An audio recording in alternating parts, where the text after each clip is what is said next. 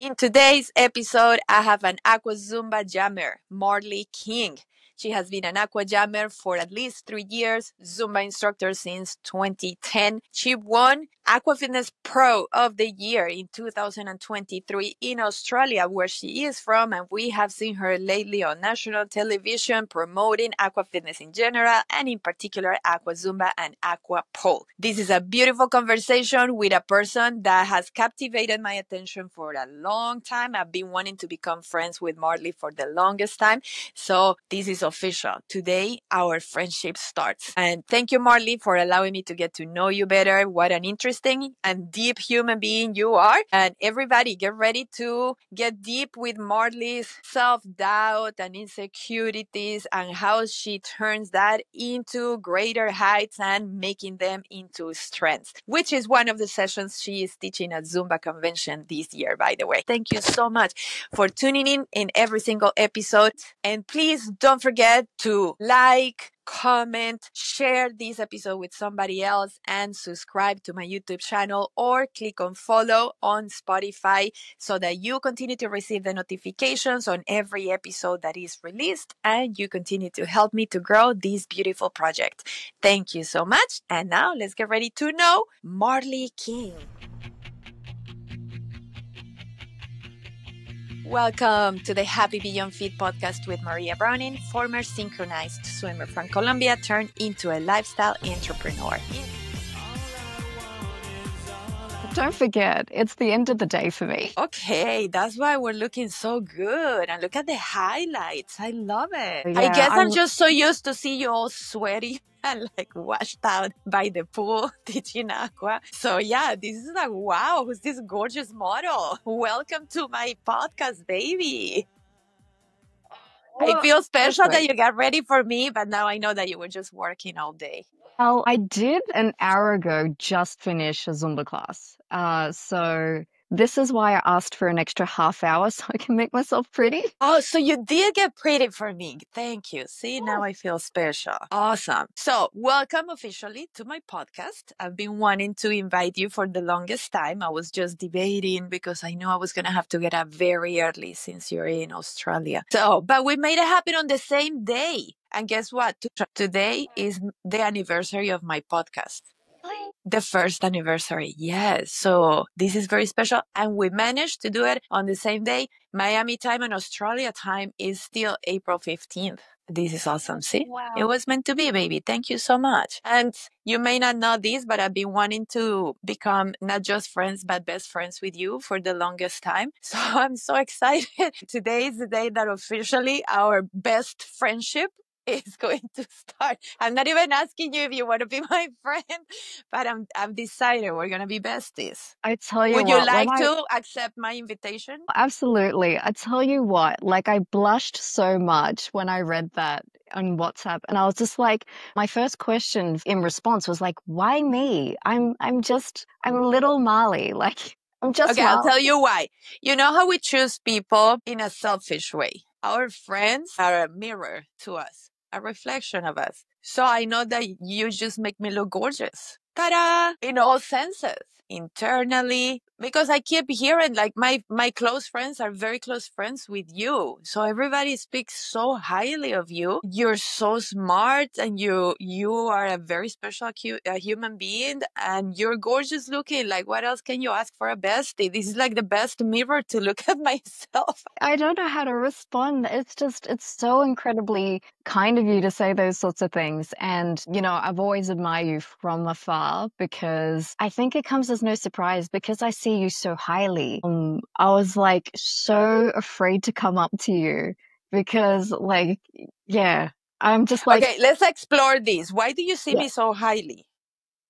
What is this? Well, firstly, look at you. And also, when it came to Aqua Zumba, you were on all the promotional material. Like, you still are. Like, if you Google Aqua Zumba, there's you in the water looking amazing. And I find that intimidating, I guess, because you're just so, like, you're just gorgeous and just what you've accomplished. And then I compare that to me. And we'll most likely talk about my confidence issues, but I look at me and I'm like, oh, yeah, who am I? This isn't that so interesting that we don't see in ourselves what other people see? Like, I cannot believe you tell me that you have confidence issues. Like, why would you? Like, based on what? Okay, so tell me, where does this confidence issue come from? Well, I have to say that to some degree, I have been exploring that a little bit with my psychologist. Okay. So I do regularly see a psychologist. So you do therapy how often? Once a week? No, not that often actually. Probably once a month, unless I'm struggling, and then I see if there's any sort of times that I can slot in, and or I know I'm going to have a tough time and I just like need to bolster myself up or get coping strategies to manage whatever is about to hit me. So for how long have you been talking to this same therapist? I would say about 3 years, thereabouts. Okay. So Yeah. 3 years, once a month. Does it really help once a month? Do you think it's good once a month? Because I would think like at least once a week, no? Well, it depends. I mean, yeah, I don't know. I think it depends with everyone. I feel like it's enough for me. And yeah, there's just going to be times where perhaps I need, but like, I think at the end of the day, there's other things that I have that help my resilience. I have an amazing support network. So my husband is always there to listen to me. And I should probably add that whilst I have a PhD in psychology, my husband is a psychologist. Okay, it's making more sense now. So you do have therapy more often at home because every time you talk to your husband, of course, he's going to reply with his knowledge in psychology. Does Not he always. practice psychology? He practices psychology, but that's actually the interesting thing. So people will very quickly realize that you can't do psychology on people you know because you're way too close to them. So emotions, whilst in a professional capacity, you can sort of bracket your emotions and then you can be all professional. But when it's someone you know and love, like it's so easy to go, what's wrong with you? Just don't think that way. And that's not going to help. So he doesn't necessarily do psychology with me, but at Makes the sense. same time, he recognizes when, I'm not doing well. And we intentionally spend time together talking about things that are bothering us.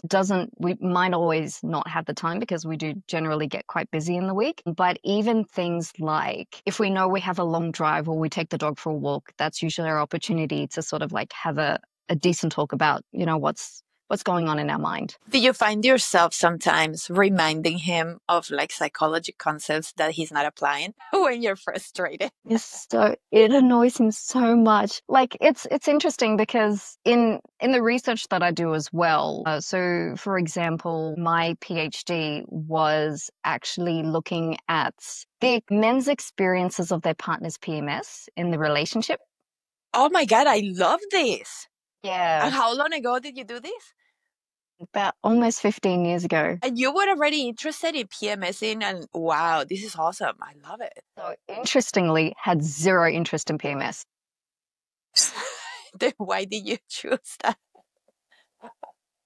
I actually didn't. So look, my whole journey in university wasn't it wasn't a goal of mine. I actually grew up wanting to be something of a performer or makeup artist or something creative. And my parents, they were basically hippies. They were like, whatever makes you happy. My mom thought I was going to be a fashion designer. So I think it surprised them when I went into uni. But I have to remember your original question with this. So I'm going to like go through this journey really quickly. Met my husband when I was 15 years old. He was just a guy at the time. And then we started dating and he's like, so what are you going to do with your life? And I'm like, oh, I don't know. Be a How makeup much artist or older something. is he?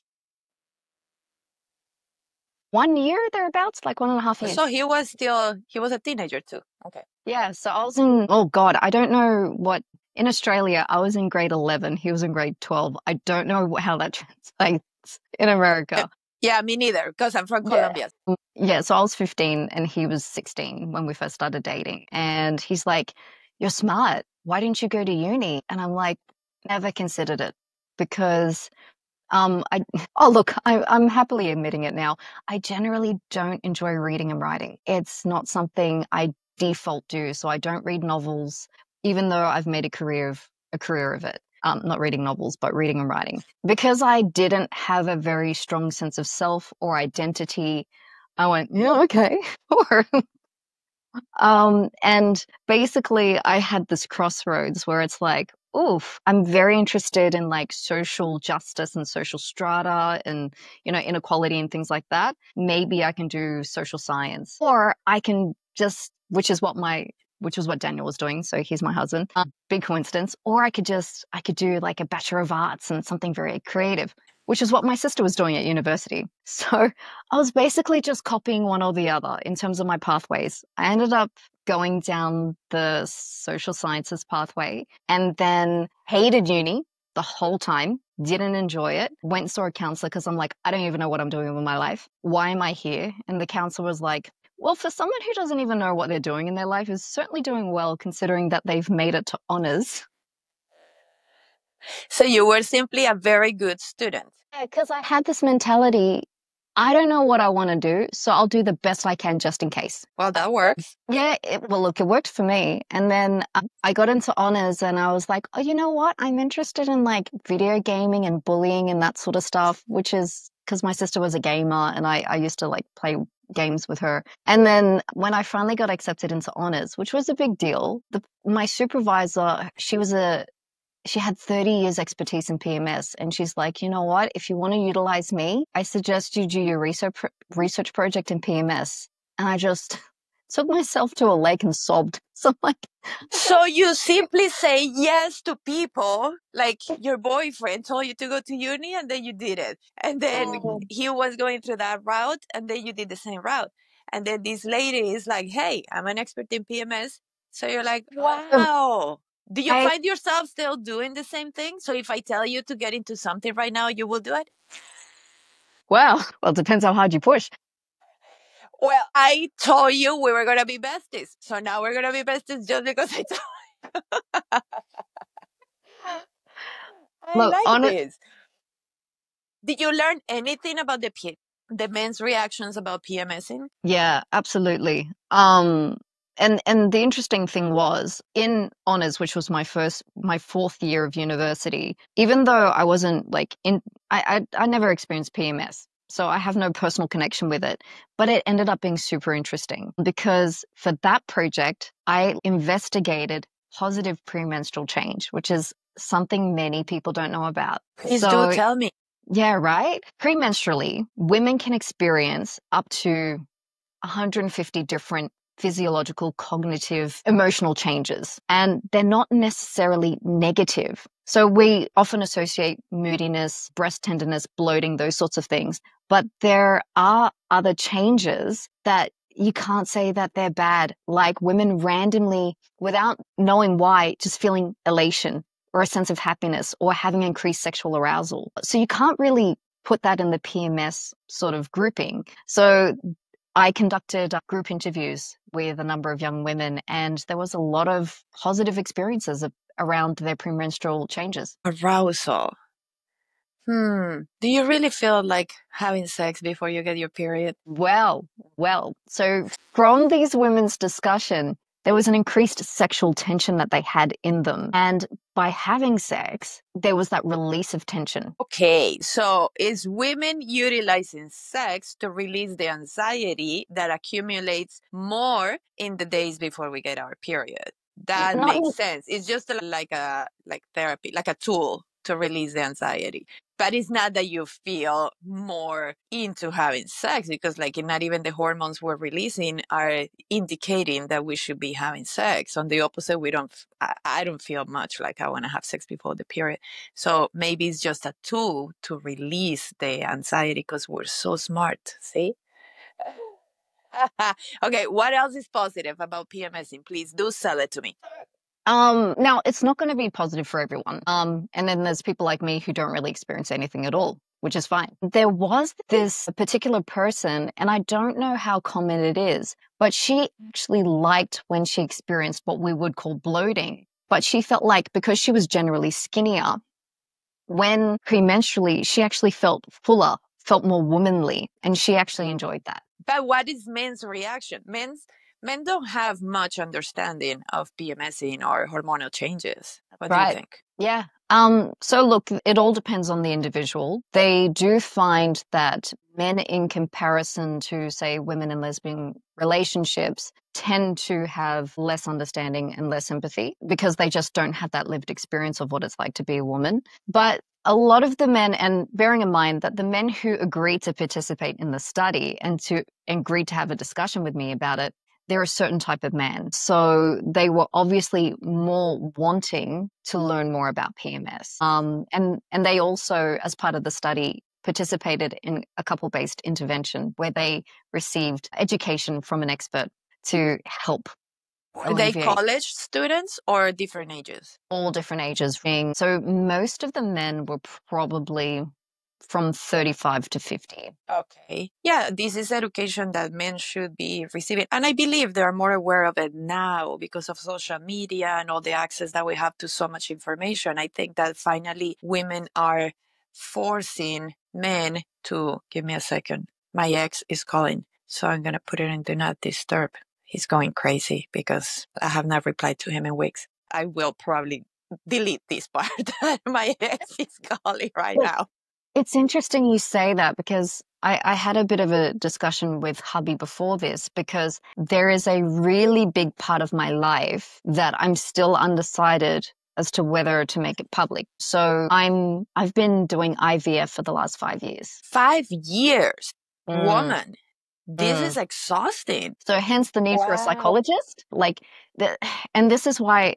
So the IVF sits as a key part of my narrative, especially it's a long narrative. But when I know I'm not going to have a good week and I need to see my psychologist, it's because I have a pregnancy test and I don't know how I'm going to react to the news. So this is why. Now it makes sense. Because actually, when you said that sentence, I was going to say, wait, you do know you're going to struggle in advance? I want to know who's telling you that you're going to struggle so I can prepare for it. Now it Exactly. makes sense. Yeah. Yeah, so there's a Okay. lot of things So that for how fall into long have you place been once you married? know that. 12 years? We've been together for 20-ish, more than 20 Okay. years. Yeah. And married for 12 and trying to get pregnant for how long? Since I was 32, so I'm 38 in 2 weeks. Okay, so you guys tried for 3 years and then it didn't work, and then you started the IVF. Yeah. Yeah. So when you guys did the analysis of who's the one who's experiencing trouble, was it you? So that's the interesting thing. We're up to the stage where we have no clue what the issue is. No clue. So Because everything came out normal? not quite. So we're making embryos, but none of them have resulted in pregnancy. Okay. And how often do you try? We have currently, I'll shoot you some numbers. I think like right now I'm doing a cycle. I'll probably in like 2 days time go in and have my eggs retrieved. And this means about 3 to 4 days of me not physically being able to move, which is annoying because I have a jam on What does it Monday. mean to get the eggs retrieved? Please All right. explain the process. So essentially, I'll start from the very beginning. Please, yes. Yeah. So from day one, which is day one of your period. So when your period starts, you do a blood test and then they see where your hormones are sitting. When you're ready to go, they give you certain medication. That medication depends on what protocol they're putting you on. And there's a number of protocols. So for about from 10 to 14 days, it's daily injections. And I've had various protocols for, various or variations of treatment where I might be doing my own injections 3 times a day, which I'm fine Where with. do you put the injection? My belly. Injection has what in which ingredient? So essentially I couldn't really tell you the ingredients, but its function is to stimulate the follicles so they can produce eggs. And so what would normally happen is you have one follicle that produces one egg, more often than not, that gets released monthly. They're trying to overstimulate the follicles or hyperstimulate the follicles. So women can have anywhere, and this one's in my opinion, a bit of a dud cycle. So at the moment I have like 4 follicles, but there have been women who have had 40. So that range is massive. Normally, We have one. Normally one follicle. Well, look, so you do this every month? Not every month. So it's about on average for a year. For a year. Okay. Because it's a process. It's like the follicle stimulation, then the retrieval of the eggs. So I'll give you an average. For me, I might have, well, actually, I'll tell you about last cycles. I did a back-to-back cycle. So I just went negative pregnancy test, went straight into another cycle. And so I had 20 follicles, and then they're all different sizes, and the sizes of them tell you generally how mature the eggs within them are going to be. But that doesn't give you enough information. It depends on the hormone levels in accordance with the blood tests. And they remove all the eggs from you? Yeah, so essentially they get like a How? Depending on the clinic, you might do this when you're awake, or you might be put under for it. I'm awake during it, and it was slightly nerve-wracking at first, but it's a non-issue. It's a non-event for me. But in any case, so you're basically in a medical facility, and they give you champagne just to sort of like relax you a little bit, and then a local anesthetic, because essentially and I'm going to give you some biological details here. They go in through the vagina, and they have a scope as well. And then essentially there's a needle that punctures through the uterus and goes to the ovaries. So if we imagine this is the uterus, and then the ovaries are on the side here. So it goes through the uterus, and then essentially is like a vacuum. And it goes, the professional goes to every single follicle and essentially empties it out. So it sucks out the fluid, and hopefully there's an egg within there as well. How do they see the follicle? Is there a camera on the apparatus? Yeah, I can't remember now. Like, are they looking at a screen to know exactly where to go? They'd have or like to. inside? I'm too busy chatting. With a I'm just like chatting magnifier. away to the nurses. I will be like so into the details. Like, how do you see these? I think they would have to. There has to be some sort of scope. I'm so surprised I can't remember the details of this. Well, because you're just so used to it. It's not a novelty anymore. You've been doing it for so long, 5 years. That's right. Okay, so is it painful? Well, do you feel the vacuum? No, so you feel the puncture through the uterus. And look, it's going to be different for everyone, but my pain threshold, it seems to be quite above average than everyone else's, but also because I'm just so relaxed about it, because essentially this is how interesting emotions are, because if you have anticipation of pain, you're more likely going to experience more pain. And there's a difference between tissue damage and suffering. So you and I can have the same amount of tissue damage. The degree by which we suffer from that tissue damage is going to change based on how we, think about it. So it's like where your thoughts focus, you create the energy towards that thought. So if you are focused on fear, which has been my default setting my whole life until now that I am like releasing it and focusing on different things, yeah, of course, you experience more pain. Like my pregnancy was so freaking painful. The labor, like all the problems you could have, I had them, but it's because I was focusing on the fear. And then I made it happen. It's absolutely true. Yeah. Okay, so you go there and you drink your champagne, or you don't even need the champagne? So they put an IV. They put an IV in, and then as soon as they hook it up, you can feel a little bit woozy. But apparently, every time the nurses look at my charts once I'm in recovery, they're like, "Wow, you're such a trooper. You only needed like the smallest dose," because some people are so tense that they need, regular doses. But it's not necessary for me, and I'm sort of proud about that. Of course. I pick my little things to be proud of. Like you will be one of those women that give birth without epidural. I doubt it. Yeah, some women are like superheroes like that. Like probably you will be able to do it. Okay, so you don't feel the vacuum, you feel the puncture, but then you're just talking and you don't feel any. How long does it take, this process? So it's not long at all. Within half hour. It's in and out. How do you feel after? Do you cramp? So yeah, they do give you some paracetamol. Yeah, and because you do generally feel like period pain afterwards. But And the recovery is different every single cycle. So generally, I find that, the more follicles you have, and essentially it makes sense. So the more follicles you have, the more fluid is within them. And then the subsequent days after, when you're in recovery, your belly tends to swell quite a lot. And that's the painful element. And you do not want to exercise during that time. I still walk and they encourage it because of blood flow. But I mean, anything that requires moderate intensity and above it doesn't feel pleasant at all. For how this many is days? why it varies it's at least 3 days. And sometimes it can be a week, depending on how full on it was. But this is why it's the logistical nightmare of having classes covered, postponing jams. There's so many logistical, then that's the bit that obviously the negative pregnancy test is what is the kicker of them all. But I'm sort of used to that news now, given that it's like my 17th cycle. So you're focusing on not being pregnant because you're saying you're used to it. Then you're making it happen. Boom, I just solved the problem. See, you're welcome. Okay, so then what after? They retrieve the eggs and then what? So they essentially try to fertilize it. So using hubby's contribution.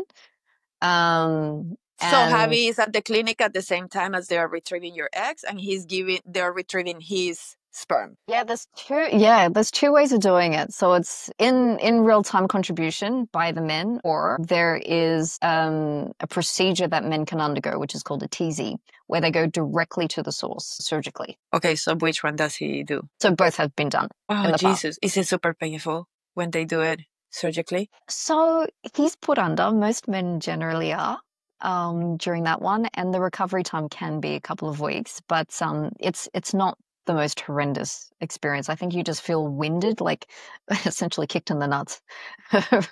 I guess. So how do they do that? Is it do they cut open or is it an injection? I think it's a needle, just a fine needle, and then it extracts. Yeah. Okay. Yeah. But a thick one because sperm is thick. I don't know. So it has to be like a thick needle. Maybe it's under. Because it's not like blood, and blood is like super tiny needle, right? But like it's very liquid. I would argue that the blood needles are slightly thicker. I would probably reckon that maybe they're the same sort of thickness, but I actually wouldn't have a clue. Yeah. Okay, so he has tried both just because the first one didn't try, the natural way didn't work, so then he tried the other way. Okay, and then what's the next step? So they tried to fertilize. So and then what?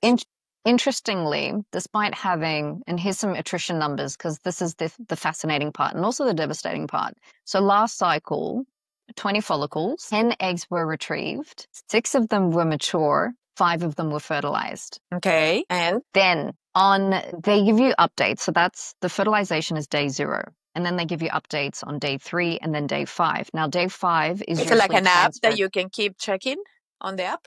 There is an app. It's called for this clinic anyway, it's a grow app, and you can actually see your embryos and you can see them developing.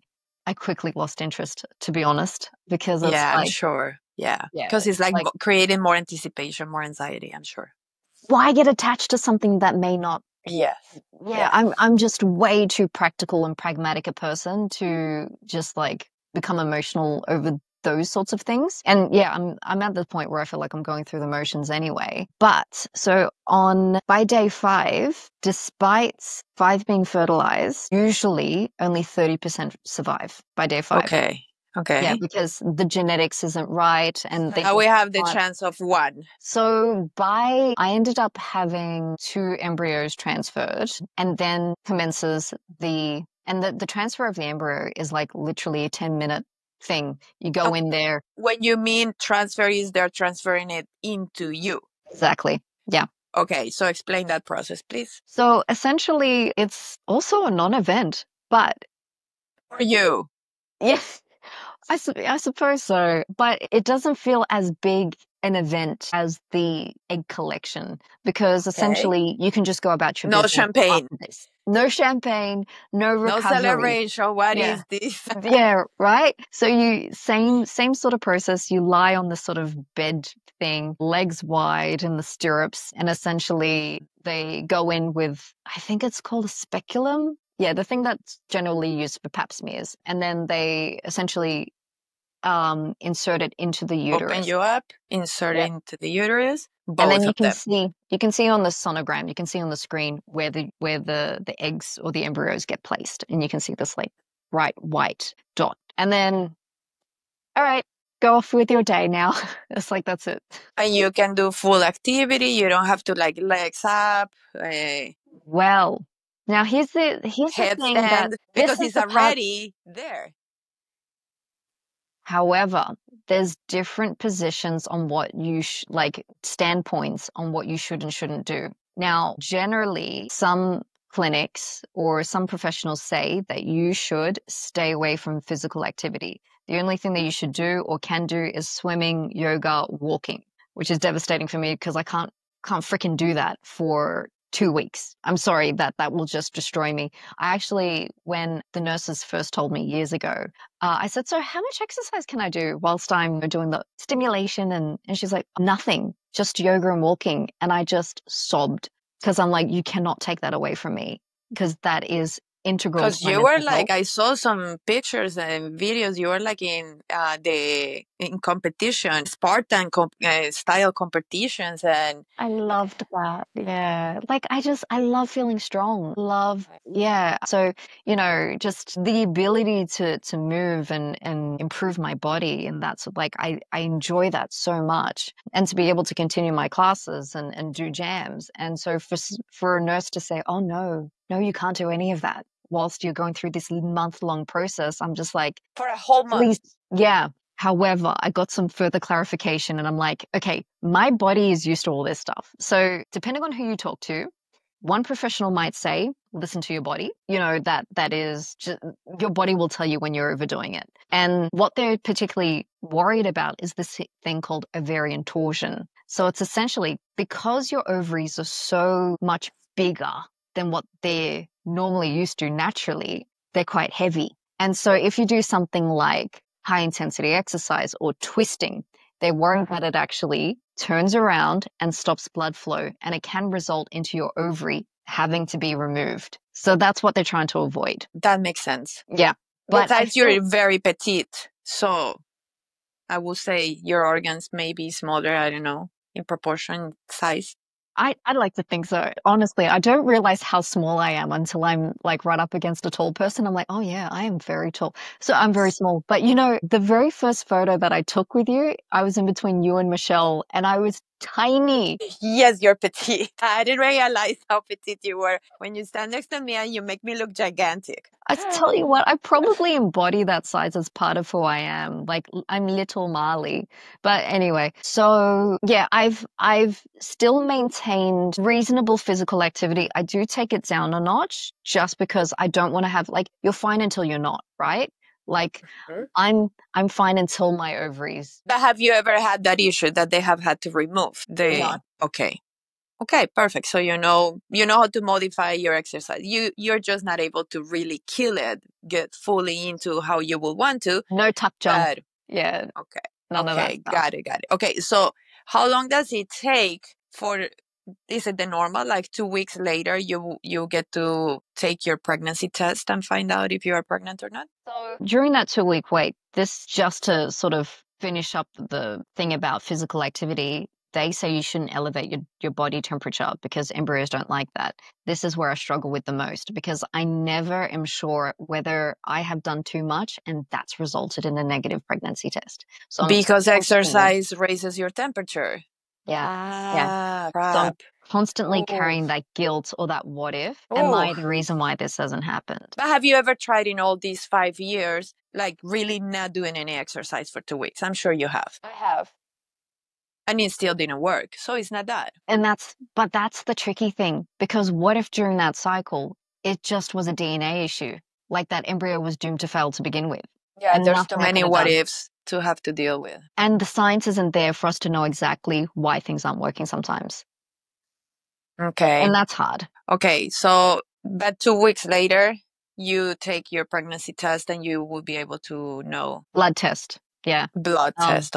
Yeah, it's a blood test. And then I remember in the first few years, it was like waiting with bated breath and just being so terrified or anticipating the phone call from the nurse. And it's just like, as soon as they say hello, you know exactly what the news is. By the tone of the voice, I'm Yeah. sure. And it was soul crushing, like absolute devastation. And those, like, I remember getting the news right before one of my birthdays, like, or, it used to come at such a bad time where it's like, I am not in the mood to just do life right now. And yet I have to, because the people around me don't know what's going on and I just need to carry on. You were not telling anyone that you were doing this? Well, some people knew, some people didn't. Yeah, but it makes it harder if every month you're doing it, you're notifying everybody, hey guys, I'm doing it, and then everybody's asking about it. Like, and it's hard when you say you're going through fertility issues. Half the time, and actually this is why I was fascinated by it was this experience that led me to ask you the question about your breakup and people's responses. Was, I mean, I've had so many years of people saying dumb things to me where you have to just take on extra maturity to just go, you know what, they just don't understand. But at the same time, I'm like, could they be any more stupid in how they just responded to me just then? So, like such yeah. as what? What is it that they say? So there was this person who I wasn't too fond of in the first place. And she had 2 kids, surprise babies. And she turns to me, she's like, so when are you going to pop one out? I just went, sometimes people just may not be able to. And she's like, oh, well, you could always adopt. And I'm just like, as if it's that simple. But it's not helpful. Yeah. It completely negates the challenges associated with someone's experiences. And it's like, just adopt, problem solved. But people just don't realize the power of those small comments. Now it makes sense. Quick note, please don't forget to like, comment, and subscribe on YouTube or on Spotify so that you can continue to receive notifications of every single episode, as well as you can help me to grow this beautiful project of Biographies of Greatness. Thank you so much. Let's get back to the show. Now it makes sense, your question to me. What you're referring to is that Marlee sent me a voice message a couple of days ago asking me how I feel about the comments that I am receiving, because I've been going through a process of a breakup, and I've decided to post it publicly. So I posted an episode of my podcast last week talking about it, and then that's how everybody found out. And then just by reading the comments on Instagram or on Facebook, you can already tell that sometimes it's like, oops, why are people saying this? And then so she asked me, how do you feel about the comments? Was that the question? What was that? What was the question? Curiosity was, yeah. How do some of the comments make you feel? Exactly. So now it makes sense, because then I replied immediately. I was like, oh, wow, this is actually something I've been thinking about on my own with myself. But I never thought somebody would ask me about it. Like, wow, see, we should be best friends. We're in sync.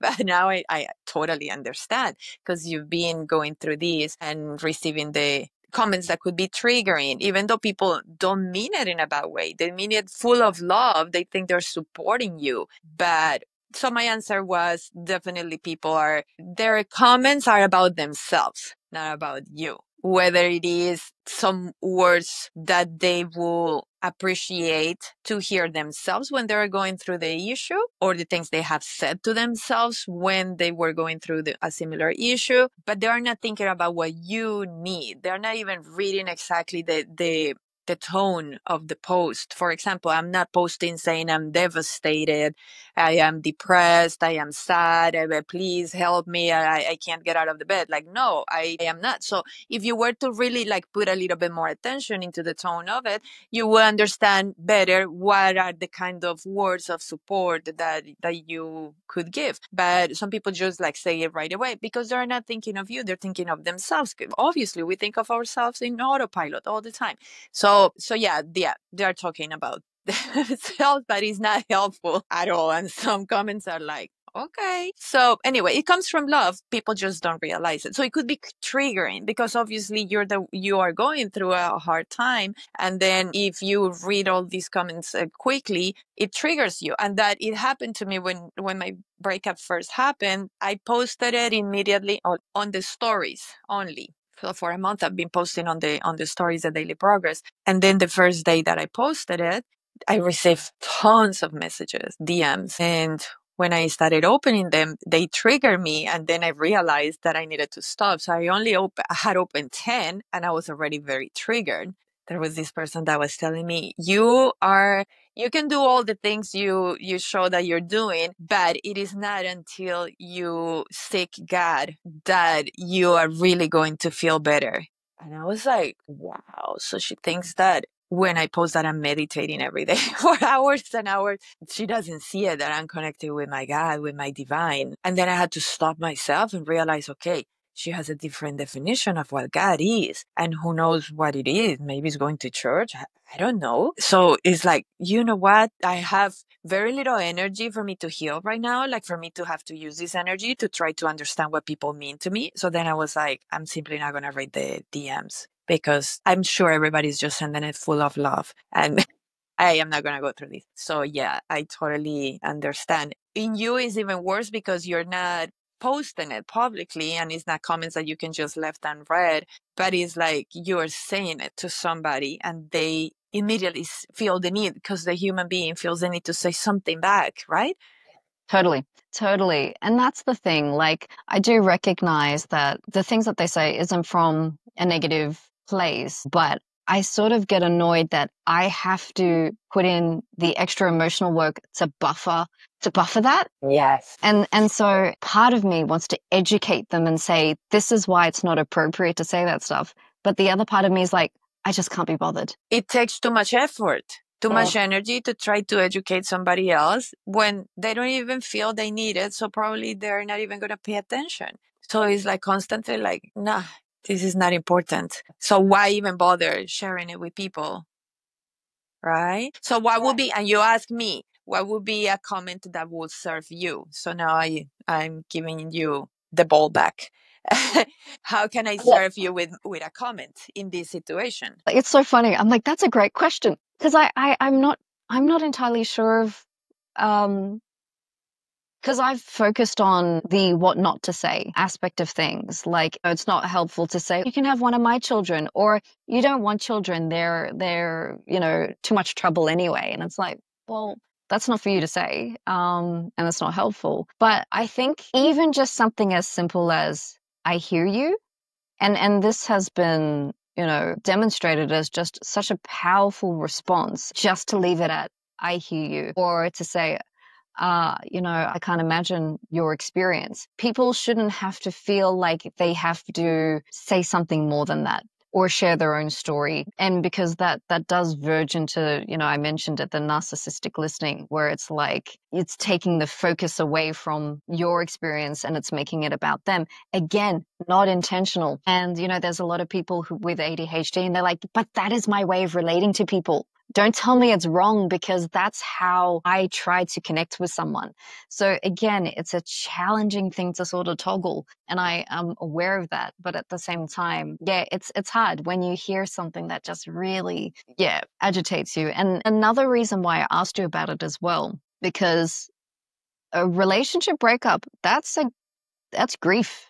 There's a grieving process that occurs with that. And I was particularly cognizant of people's responses when my dad died. So, and a lot of people, again, they struggle to respond in a way that is helpful. I agree, because everything can trigger us. I think we just need, and I told you when you messaged me, I said, if anything, I have learned from all of this experience and reading comments, I have learned how to respond to others from now on and just send them love and don't say anything. Right. Do you notice how neutral I was in my message to you? Yes. Like, I said, I just said it was incredible what you're doing. I didn't say must be like, you must be going through I don't want to tell you how you're feeling, So I was very intentional in how I messaged you as well. Yeah, and it's funny because when I started hearing the message and then you mentioned about the breakup, that you were going to talk about something related to me posting the breakup. I was like, oh, here we go. What's she going to say now? Why am I listening to this? Why did I open this message? Then you became neutral, so neutral that I was lost and I didn't understand what is it that you were asking. And then at the end was like, how do the comments make you feel? And I was like, yay, I love this question. Thank you. I thought you were going to send me a 3-minute long advice on how to deal with my breakup, because that's Not what what people you do. need. Yeah. Not at all. Or like Yeah. when people tell you, I'm here for you when you want to talk. And it's like, I think is we make ourselves feel good by saying that. Like, oh yeah, look at me. I'm always available, girl. You can come to me at any time. I love you. But it's to look good, to appear as good, or to make yourself feel like a good human being that you're supporting in the right way. But like really, if the person needed you, they would have already reached out to you. Like obviously, in the moment of trouble, you just reach out to whoever is the person that is going to support you the most, or that the only person you want to receive the support from, right? So yeah, it's always tricky. But it's only in my case in particular, it's only the ones that did not read my post, because I very intentionally said I actually sent kind of like an invitation on my stories, and I said, please join me in celebration of my new future. No need to empathize and join me in painful feelings, because I'm not feeling them. Just join me in celebration. And then I even put like RSVP if you want to join my celebration of happiness for my new future to come. So those that really pay attention, which were many, they were like, yes, sending you love, love, love, love, love. I'm keeping you in my prayers. I'm keeping you in my thoughts. Beautiful. And that's all I needed. And there's many people that pay attention and do that. So maybe it's just, but I don't know, in your case, it's very complicated, because your case is not something that everybody goes through a breakup in life at least once. So everybody feels what I'm feeling, but not everybody goes what you go through. It's very rare. But even then, like the breakup, I've been with the same guys. Like he was my first serious relationship. So you have not gone through a breakup. not really. Let's Like I clarify. broke up with him. We sort of broke up briefly for like 2 days. I don't even know if that counts. So like when we're in high school. But yeah, So it's your even then. heartbreak is the process you're going through when you realize that you're not pregnant. That's your heartbreak. Absolutely. And we all have different experiences with, well, look, some degree of grief is probably inevitable in life. And for others, it happens far sooner than what we would anticipate. And I think it's just recognizing that we all experience it differently. So And now that sometimes, you have yeah. experienced death with your Mm, dad's death, because mm. I've experienced it too. My mom passed 10 years ago. So I tend to reply in a certain way to when my friends have their family members that pass. But now that I am understanding how to better support people just by sending love, that I will probably reply much different now. What would you reply to a person whose parents just passed? You know, I struggle with this. I really do. And that's a great question because I think it does depend on the person. So if I know the person has a dark sense of humor, I'd probably make a joke. Uh, and that's precisely what I did when my friend told me that she lost her dad and she was daddy's little girl. And she was doing CPR on him and like he died with her, like he had a heart attack at their favorite lunch spot. And it could have been incredibly traumatic, but we were cracking really dark jokes on WhatsApp. And I knew that's what she needed because no one else But was it's going a to go that close dark with her. friend, so it's different. But if it Exactly. is, let's say, a colleague, like let's say Michelle's parents passed, what would you say to her? God, even my heart just broke at the idea of it. I don't know. I'd be like, I don't know. What would you say? What I've been saying, I usually message them and I said, I am so sorry for your loss.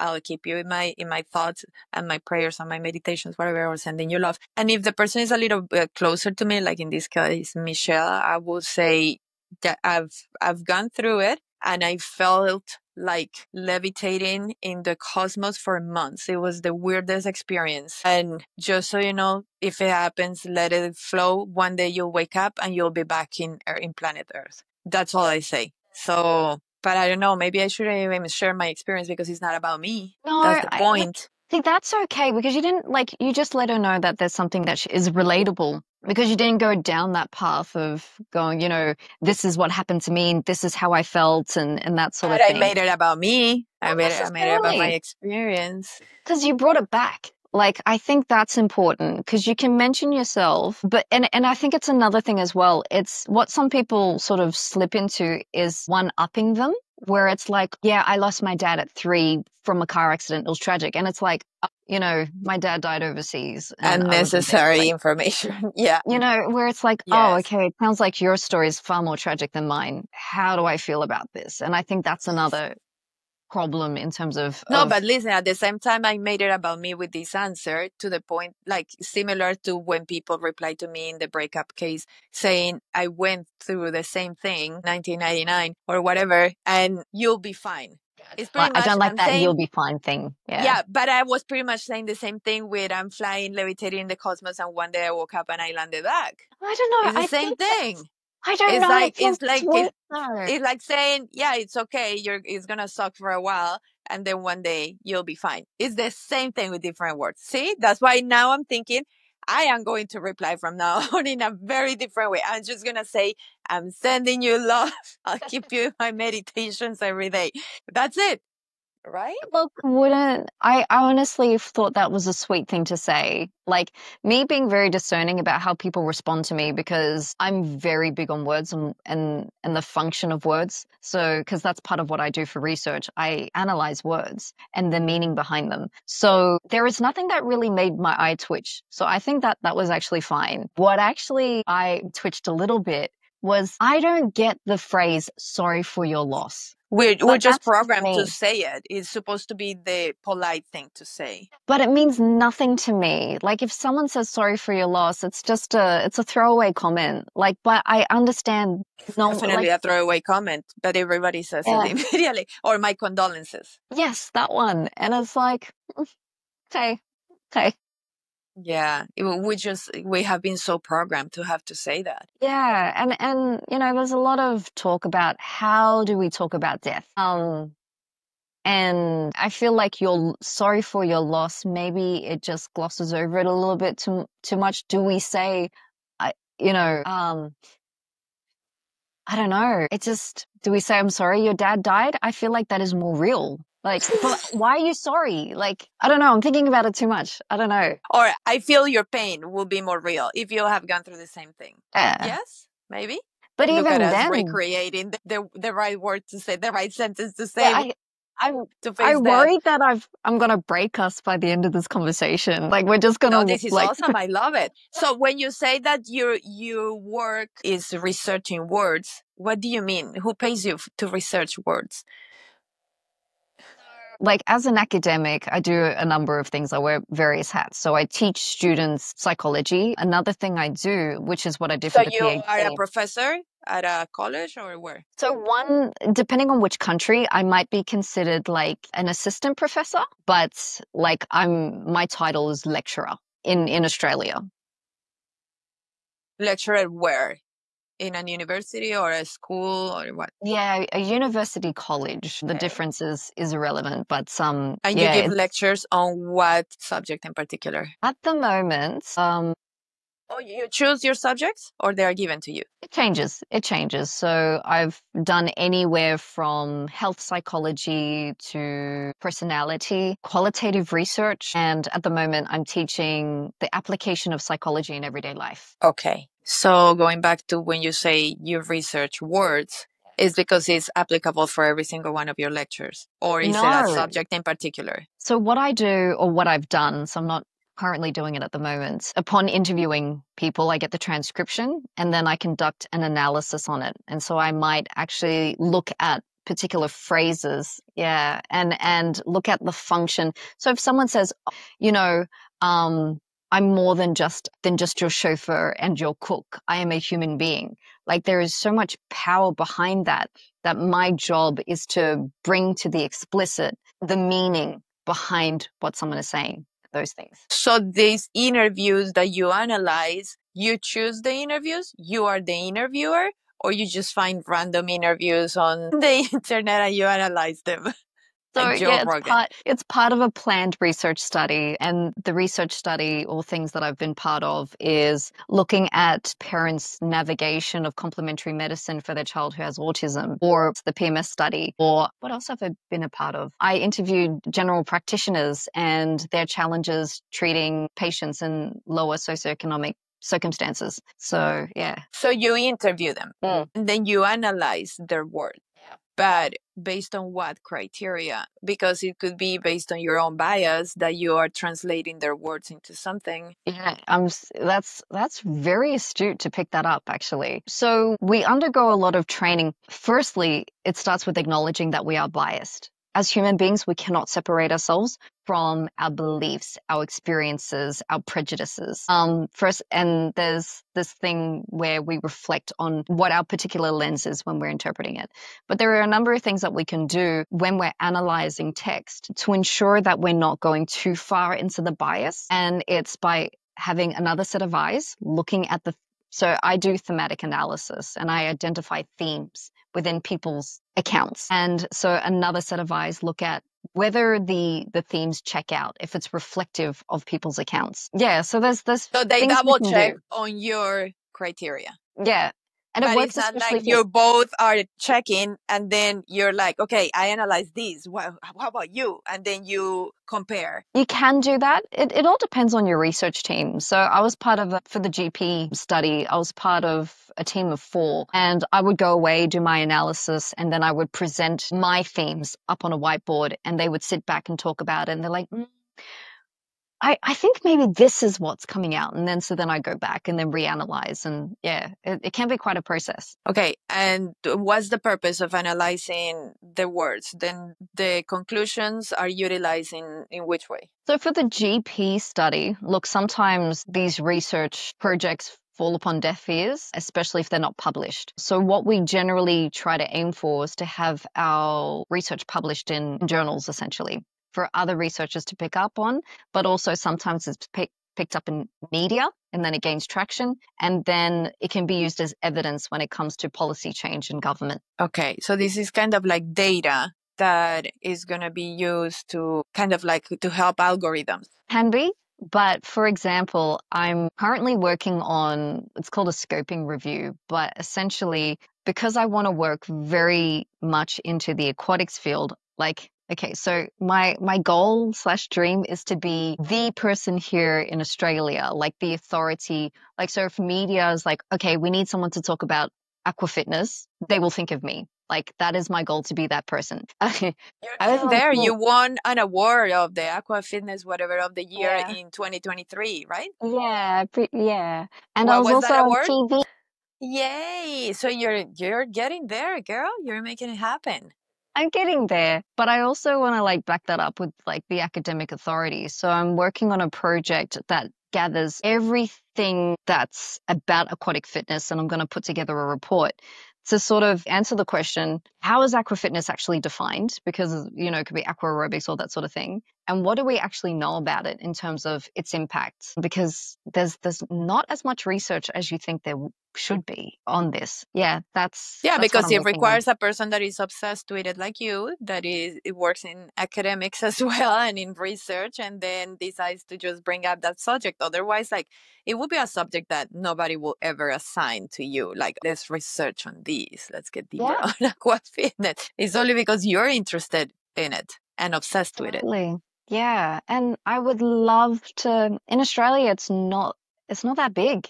It's really not that big. And I look at countries like Portugal and Italy where it's just like, you know, you have people of all ages doing it, but the average age for aquatic fitness here in Australia is 67 of participants. Still.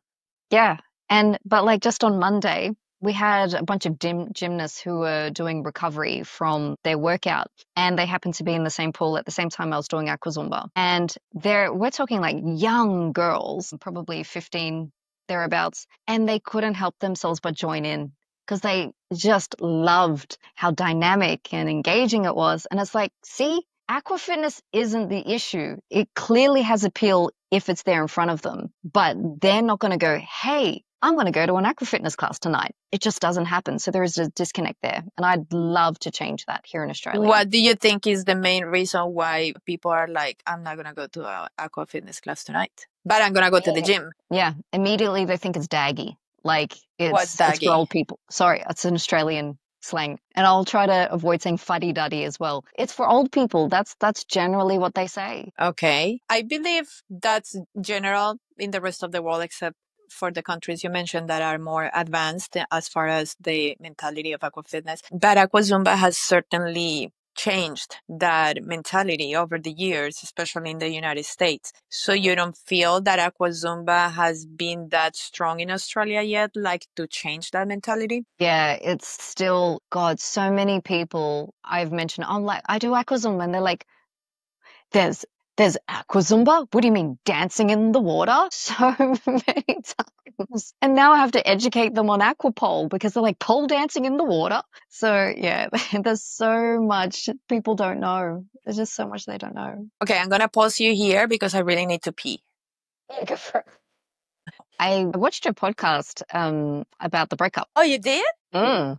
Was it the first episode of my podcast that you listened to? And it was, and then I chased it up with the one with Ricardo. With Ricardo Marmite? Yeah. Yeah. Oh, that was the lowest quality one because I had so many technical issues that day. So I think I have to re-invite him because I was so stressed out that I couldn't even get so much into the conversation. And it was an awesome, amazing conversation, getting to know him better.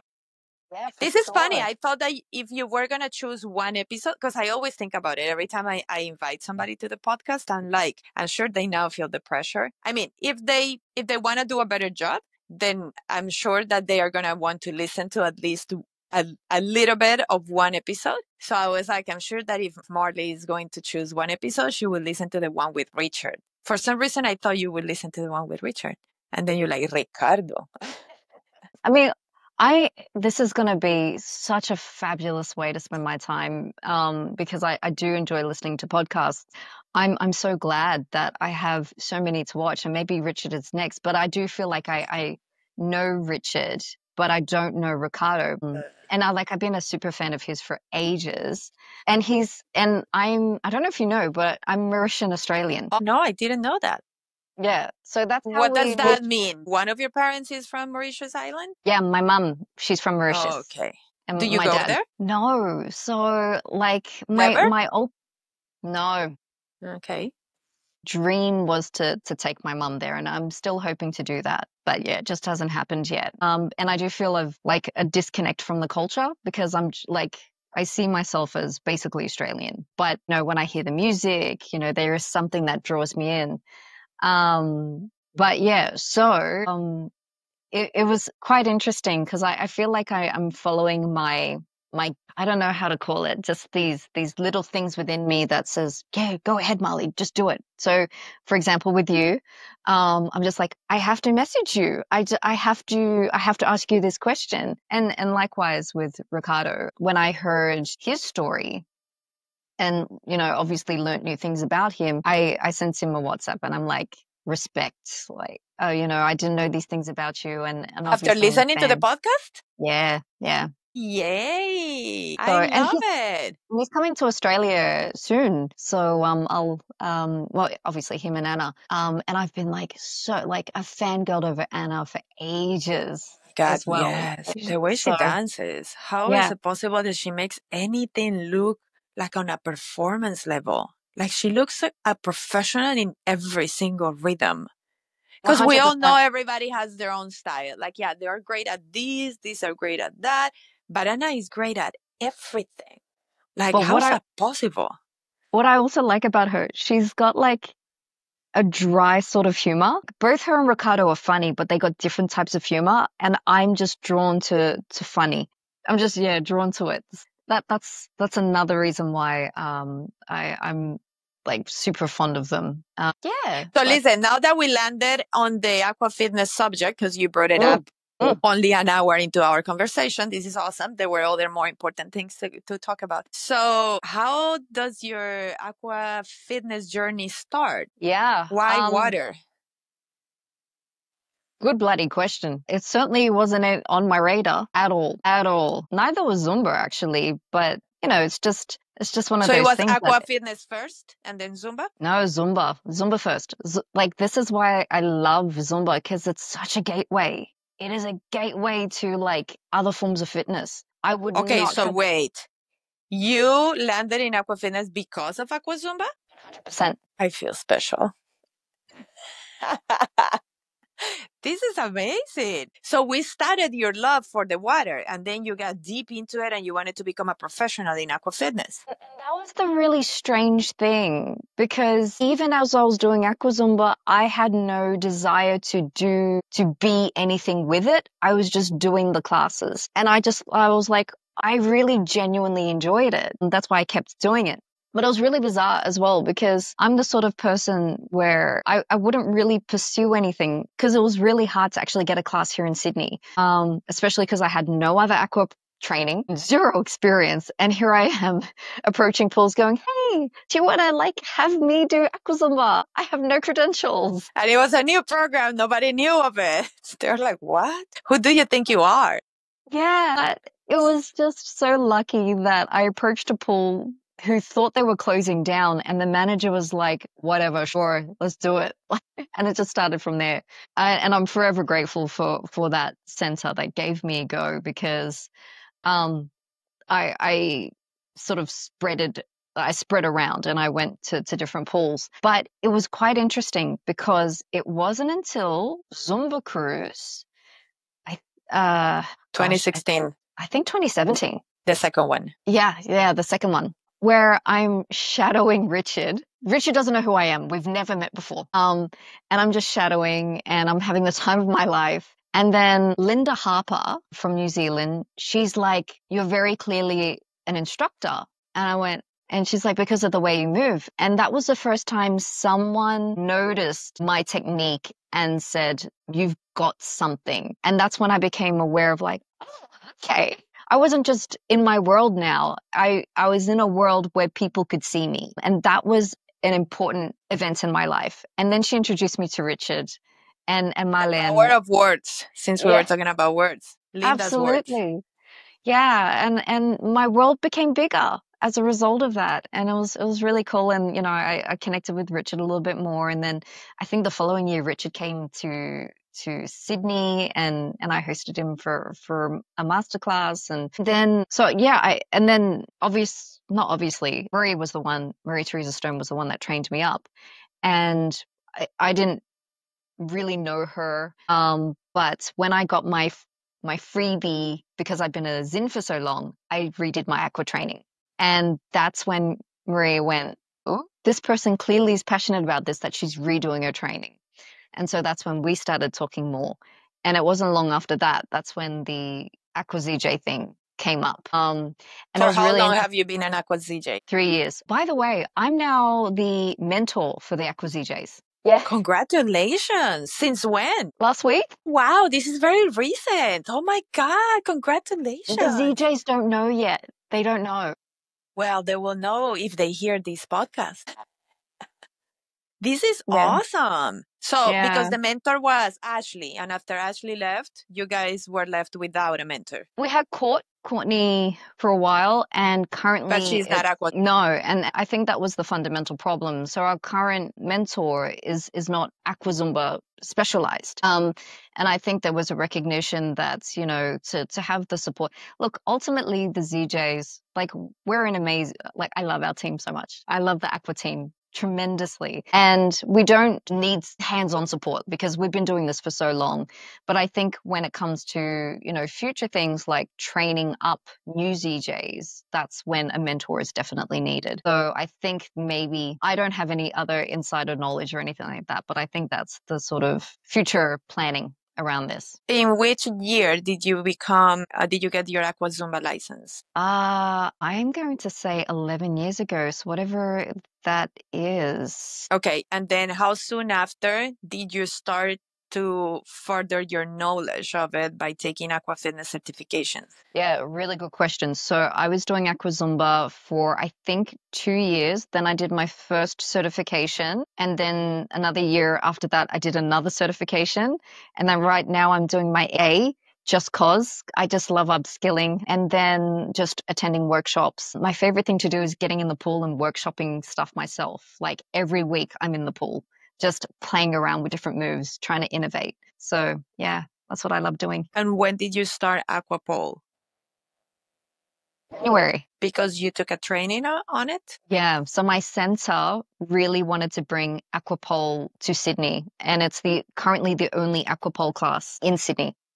In the whole country? I know in Sydney, just the city. Yeah, in just the city. So there's very few in Australia as it is. I think like less than 10, if I'm thereabouts, aquapole classes. So much to the point that's why the media picked up on it, because it's like this new thing in Sydney, and I was the one that was sort of like the spokesperson for it, which was really exciting because it was my first TV thing. Yeah. So it's been only 3 months that you've been teaching aquapole. Correct. So you're just now getting better at it. Yeah.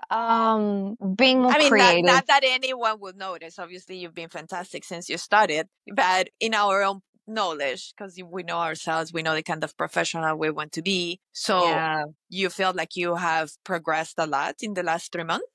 What's really interesting, something I realized about myself is that I can't not do choreography. We messed you up. We programmed your brain the Zumba way. But I don't hate it. At first I thought a bit of a fraud, especially when I won that award for Aqua, because it's like, and the award was given by which organization? So it was called Oz Active, and it's the governing body for all of Australia.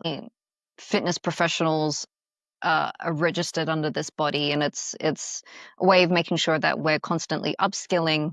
So like it's a nationally recognized thing. So to win an award is a big deal. But I just didn't feel like I was the right person for it. So you had imposter syndrome. Yeah. Yeah. Especially when you see other people that are like, have been doing this for 20 years. And then you're so sure in your head that everybody's wondering, why her? Why did they pick her? Right? Especially because it's not my main gig. Like, it's the thing that I do a couple of times a week. So how can someone who's doing this thing a couple of times a week win a national award for... So what do you think was the criteria to be chosen for it that made you win? Yeah, look, I was asked this question by the woman who invented the aqua frame. Oh my God. Yeah. She's like, so why do you think horrible? Because one thing is for me to ask you because you are doubting yourself. So I'm just like being curious about your doubts. But like, yeah, of course, I know the aqua frame. I bought 3 aqua frames and brought them from Australia to here. I still have them. I know her. So she asked you that when you first got your award? No, she asked me that at the Aqua Alliance conference in front of a whole bunch of aqua fitness instructors. Yeah. Which is a fair question. She's like, why do you think you won? What did you say? Do you want to take a guess like, what I said? I think it was a mistake because you're funny. So you probably told a joke. I said, I don't know. That's all I could say. I don't know. And of course people chuckled. I think I blanked out from that point.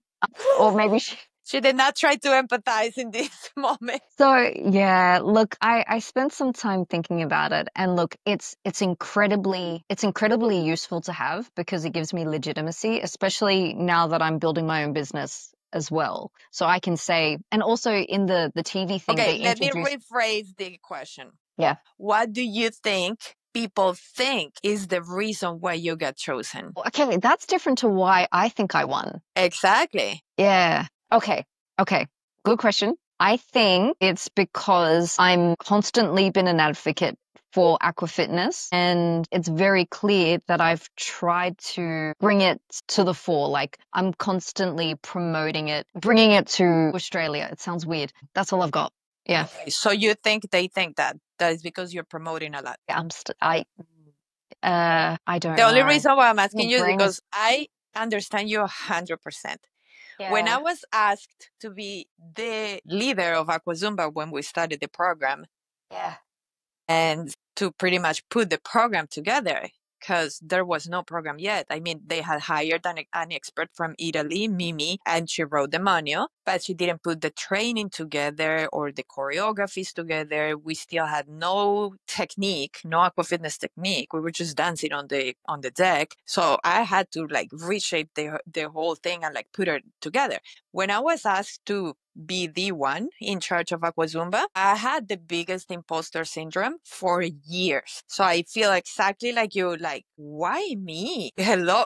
What? Wait, what? And of course, like, yes, I'll take it. And I was super stressed out, like, because I have all this pressure. But I had this idea of what I thought people thought was the reason why I was chosen. And it's because I was dating Beto. So I didn't even have to come up with this idea. Many zesses will tell me, because of course, back then, there were other zesses that had been, even though I was one of the initial 23 zesses, there were 20 that became zesses before me. So perhaps they were like on the line waiting for, okay, the next leadership position, because they had already come up with Zumba Gold. They chose the leaders, Zumba Toning chose the leaders. Then there was Aqua Zumba. And then so everybody's on the line, like, hey, hello, here's me. And there were some that had already tested and tried inventing some kind of Zumba in the water. And then I'm the one who's picked. And then everybody's like, oh, well, duh, because you're dating the boss. And it stinks so much. But then it stressed me out so much, because then I felt my need to prove to everybody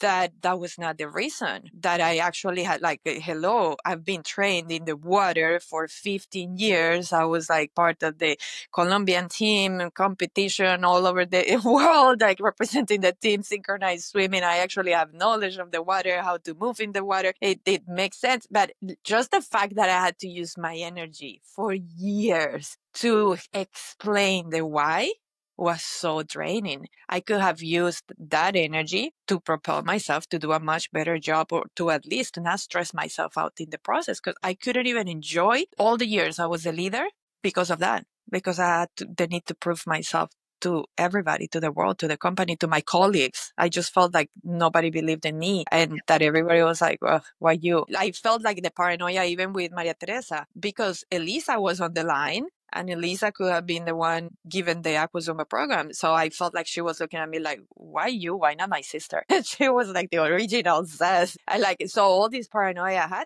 like, girl, when I finally quit being the Aqua Zumba leader, which was, I don't know, like 5 or 6 years later, it was only because I was like, I'm not even enjoying this. It's so stressful. But I was causing the stress to myself because of the imposter syndrome. Had I had the wisdom that I now have, I would be like, don't think about it. Save your energy. Focus on something else, and enjoying your job, enjoying every second.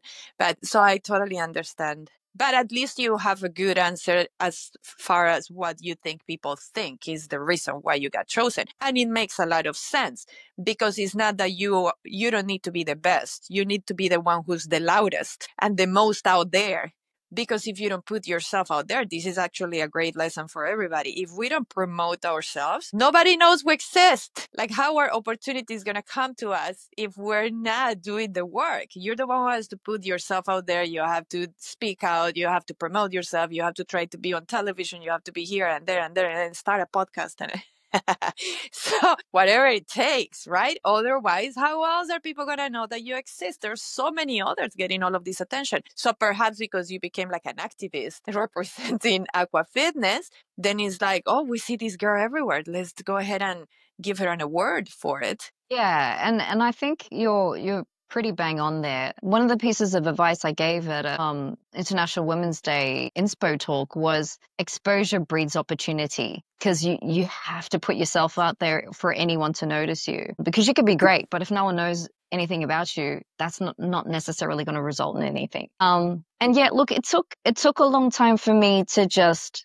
I think it was a matter of just accepting, you have this award, you have it. It's What are you now yours. going to do with it? Exactly. And Yeah. what have you done with it? Well, I thought it was so good that when I was on television, they introduced me as the 2003 Aqua Professional of the Year. So it gives me legitimacy. And it's like, right, this is why we're getting advice from her. And then when my website finally gets finished, I'm just currently working on my website, it's going to have that badge, Aqua Professional of the Year, and it's going to look great. And people are going to go, she knows what she's talking about. So Did it cross your mind for even a second or longer that the reason why you got it is because you're pretty? oh, good question. So I often do think about optics, but I think it was less about because I don't necessarily see myself as above But average pretty. You I know what I know, mean? but compared to all of the other aqua fitness instructors, which maybe tend to be older and That may play into it. So optics wise, I think being a woman does generally play into my favor. but most aqua fitness instructors are women, so not Sure. that. But keep Yeah, going. sure, sure. Yeah, that actually is a fair point. So maybe not that.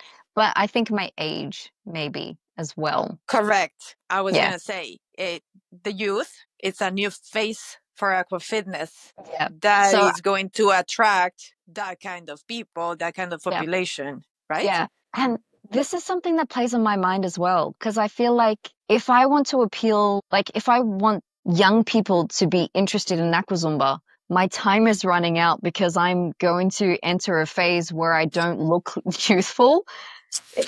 Girl, you're like, I must take advantage of these last 2 years before I turn 40. Isn't it crazy the thoughts that go in our head? Yeah, yeah. And this is like, that's a whole nother thing in terms of celebrating birthdays. Make sure no one knows that it's my birthday because I hate people knowing. Right. I think particularly, especially in the last few years, another year older means another year of it being less likely for me to be a mum. Makes sense. Yeah, so that biological clock factor, but I've never been one to celebrate birthdays to begin with. But I will, yeah, I'm still toggling whether I actually go, hey guys, it's my birthday today, or like, do I do something different this time just cause? It is very, I don't know, interesting that we're also programmed to base so many concepts in our life on the fact that we are parents already or not. Like it totally changes the way you go through life. Like look at you, it totally makes sense because for you approaching 40 means less years of fertility. Or like for me, breaking up with my boyfriend may be way easier because I was not planning on having a family. I already have my son. I don't want to be pregnant again. I'm fine. So it makes life completely different and the way you go through struggles and celebrations and everything. Wow. Yeah. So now this is even tied up to, okay, I am the young face in aqua fitness, but only for the next 2 years. I won't be that young anymore.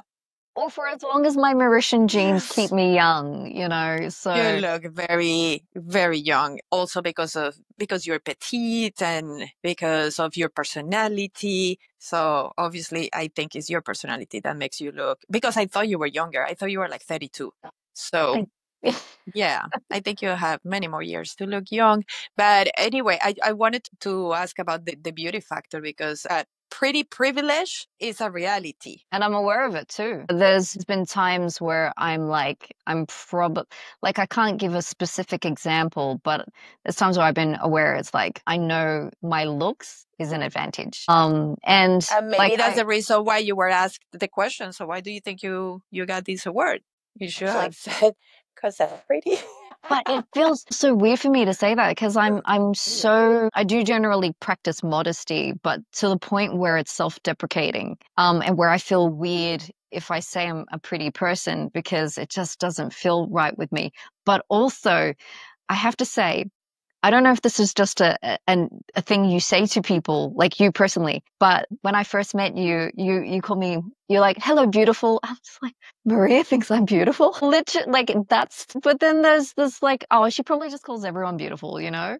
Oh, But only the beautiful ones. Right. Everybody's beautiful, but some people are like very beautiful right in front of your face. So that's what comes out of me. Like you, you're beautiful. yeah, and like that just spins me like coming from you because I'm like, all right, like, yeah, it's, yeah.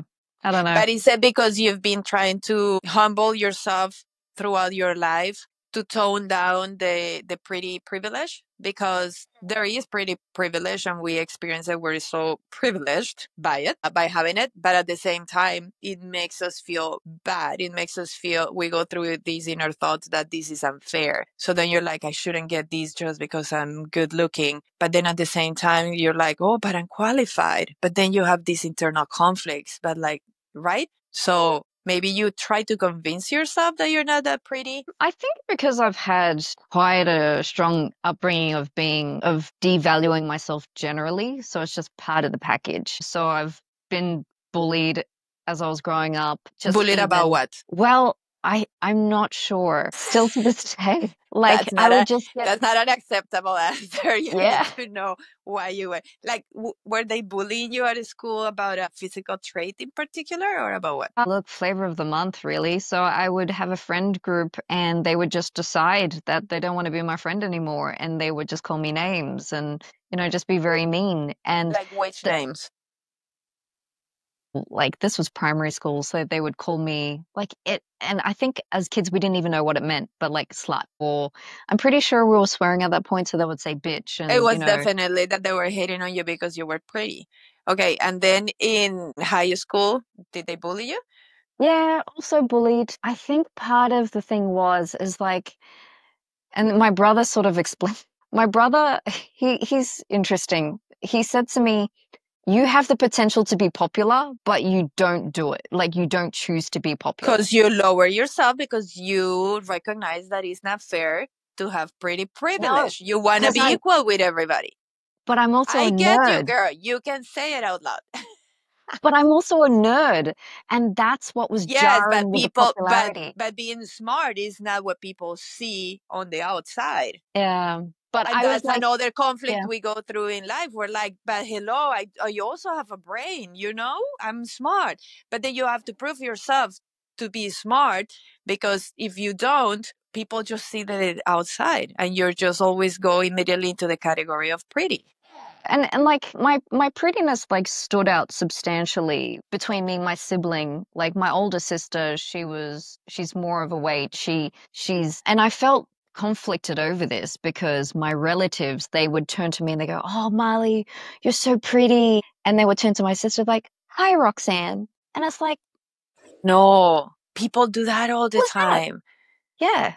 Yes, it's in autopilot to all of siblings. Yeah. It's like we're constantly being compared to each other. Yeah, and like it's not right. And as I get older, it's interesting because I still invest a lot in my looks. I mean, like I felt really chuffed when you complimented me on my hair, and I do put effort into that. Not a tremendous amount. I don't wear a lot of makeup or anything like that, but I still feel complimented. I still feel good when someone's like, "Oh, you're so pretty." But at the same time, I didn't do anything to achieve that. Like it's not a compliment as a result of my efforts or something that I've done. And so this is where it sits funny with me.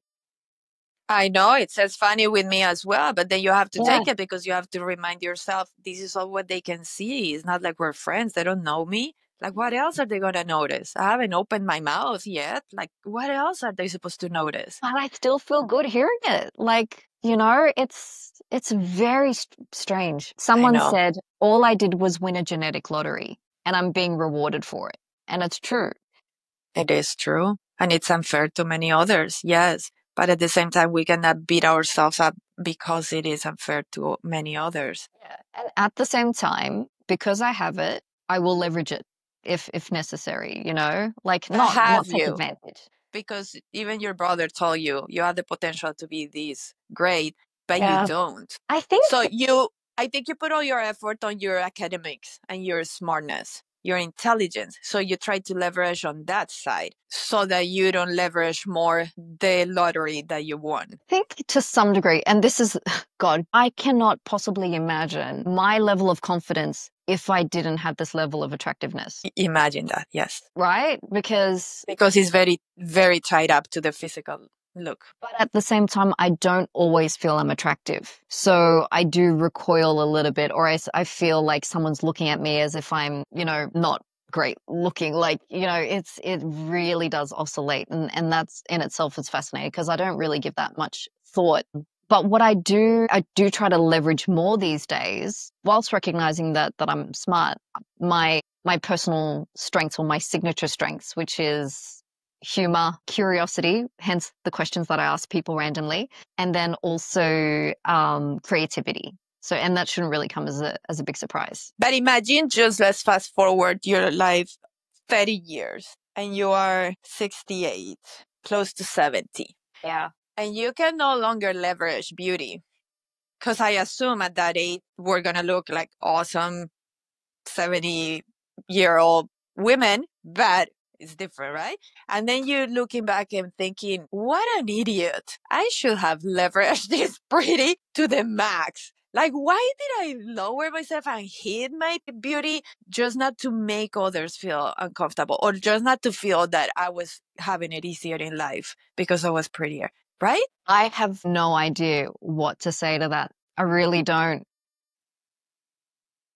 And you will be like, I can only imagine how far maybe I would have gotten more attention on all the TV channels doing documentaries on me with aqua fitness and everything. Yes, because I am using my looks as a hook to attract. At the same time, that was just to promote and grow and attract more people to join aqua fitness classes, which was your goal, right? Just as a strategy. Totally. And I'm so with you on that one because I know that that's one of my selling points, the package, right? So, and I feel like I'm more sellable as a product with having the looks, the brains, the physicality, and the experience behind it. So whilst I could still probably make something of myself minus the looks, it doesn't hurt to have that part of the package. Mm-hmm. So that's the only way that you feel good utilizing your pretty privilege, because you're selling the aqua fitness world. It's not just selling Marlee's class. It's like it makes a part of a greater good. Sure. Because I don't see you selling yourself as with your image in your regular life, like not even in your aqua jam sessions. Like you play it safe. You're not just trying to get attention. You could. You're very beautiful looking and your body looks very athletic, which is perfect because everybody, let's face it, the instructor is an inspiration, right? So it's like, wow, yes, I want to train with her, or I want to do what she's doing so I look like that. So it's interesting you say that because I feel so delighted when someone says your muscles look good, or when I get muscle compliments, that to me is like, thank you. Because I worked for that.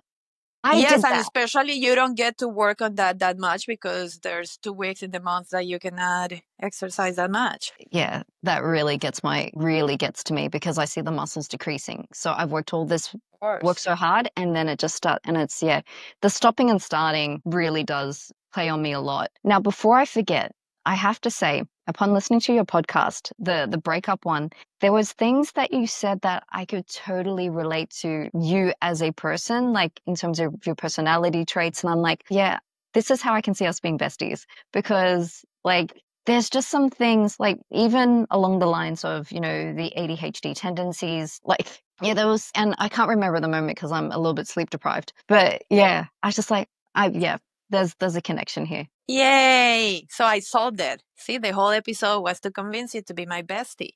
That's it. I still can't believe I'm on your podcast like that. I wanted to get to know you better. I wanted to pick on your brain and get to have an interesting conversation with you, just because every time we see each other, we just have limited time. And what are we talking about? Are you going to teach an aqua song in my class? Am I going to your session? That's all that we've been able to talk about. Yeah, and I try my hardest to be so professional in front of you. So I'm always yes. On top of that, we needed to get past that level of the intimidation level that I created you when we are in front of each other. Yeah. So I think we're doing a very good job. So before I forget, have you tried, because we never finished your subject about IVF, have you guys tried biodecoding? like understanding why your body and his body is not allowing it, because we carry our emotions and our organs are just speaking to us, telling us like what to do, what not to do based on our emotions, right? So It's have you tried interesting. investigated that side? Well, listening to your podcast, I'm like, it's got me thinking a little bit about that. Yeah, I think where I'm sitting on everything, there was a large part of me that's like, just let your brain relax and just trust the professionals. But at the same time, there is a very strong acknowledgement that the brain has like the mind can have a tremendous impact on the body. And like in my mind, I'm like, I compare it to how I was a couple of years ago, sobbing at midnight and just being heartbroken. Like I'm not saying that I've checked out, but I'm definitely not that level of emotional anymore. And I feel like I'm generally in a good place because I have a number of positive things in my life. But I But probably could take care of my but this body is better. No, but this is different. I'm not talking about how emotional you've been feeling, which I am sure the last 5 years have been so emotional for you because the injections just change your hormones. And I don't know how you handle your emotions, girl, doing IVF for 5 years. This must have been like, you're a master at this right now, or at least understanding yourself and your husband, having the patience of you being a different person every week. But anyway, I'm talking about like the beliefs we create ever since we're little while growing up that are so stuck in our head that then the organs in the body are acting as a protection, Yeah. as a shield, just to embrace those beliefs. So sometimes we just don't even realize which are the beliefs that are causing certain limitations in our body. It could be something, maybe is something related to your husband, whatever belief he has about becoming a father because something happened when he was a child. Who knows? No, that's been his live stream. However, it hasn't been mine. Or maybe it's you. You never know. The thing is that when you go through a biodecoding session, it's not a psychology session. You don't even have to talk about your problems. It's like mind blowing. They just make you go through a different protocols that you don't even know what you're doing. You're just like putting cards on the floor or writing down things on a page. And then they're like, choose this point. And like all of a sudden it's like your internal wisdom is talking to you and guiding you to the right place where the belief was created. And that's why certain organ that has to do with a function that goes related to your belief, then it's all of a sudden blocking your, I don't know, success, whatever you want. And then it's like you're free from it.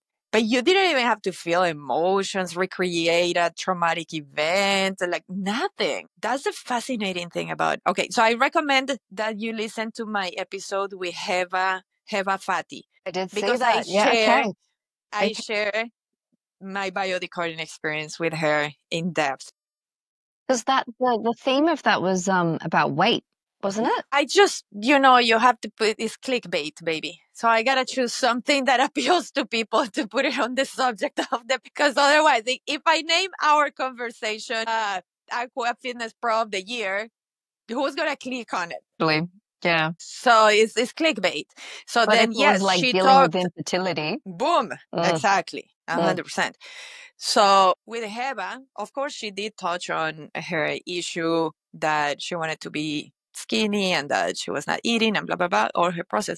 But that's not all what we talked about for an hour and a half. So then we got into different subjects. And one of those subjects, I was sharing with her my big discovery with biodecoding when I had a session that was giving me a lot of pain on an ovary, especially after having sex. And then through the session, I heard my ovary talking to me. My ovary finally told me why it was reacting in such a way, in such painful way. And it's because it was protecting me, because my ovary thought that I was being attacked because of what had happened to me. So that's what I share in that. And I'm not going to say, because whoever is listening to this conversation is going to have to go listen to my episode with Heva, which was amazing. So all of my episodes are amazing. I love them all. And I love all my guests. So anyway, it's like very wow when you're like, wow, I had no idea that because of this happened and I never thought about it ever again. Then I was having this issue. And after that session, Marley, I never had pain on my ovary ever again. Is that, yes, mind blowing. So at this point, I just say, you guys have nothing to lose. You keep trying your IVF, you keep going through your journey. But hey, if you're going to go to a session and there could be a potential that something helps, why not? Yeah.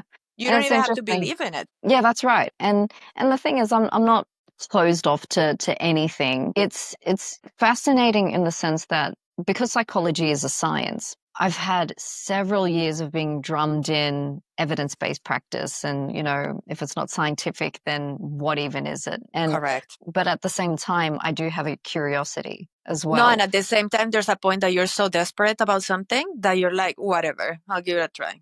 I don't care. I Yeah. don't have to believe. If it helps, okay. That's right. And it could go either way. It could be, I will try anything, or I don't have any energy left in me. I'll just do the bare minimum. So it can go either way by the end of this journey. But it is genuinely interesting. Because it's like the same thing I shared with the rheumatoid arthritis on my episode.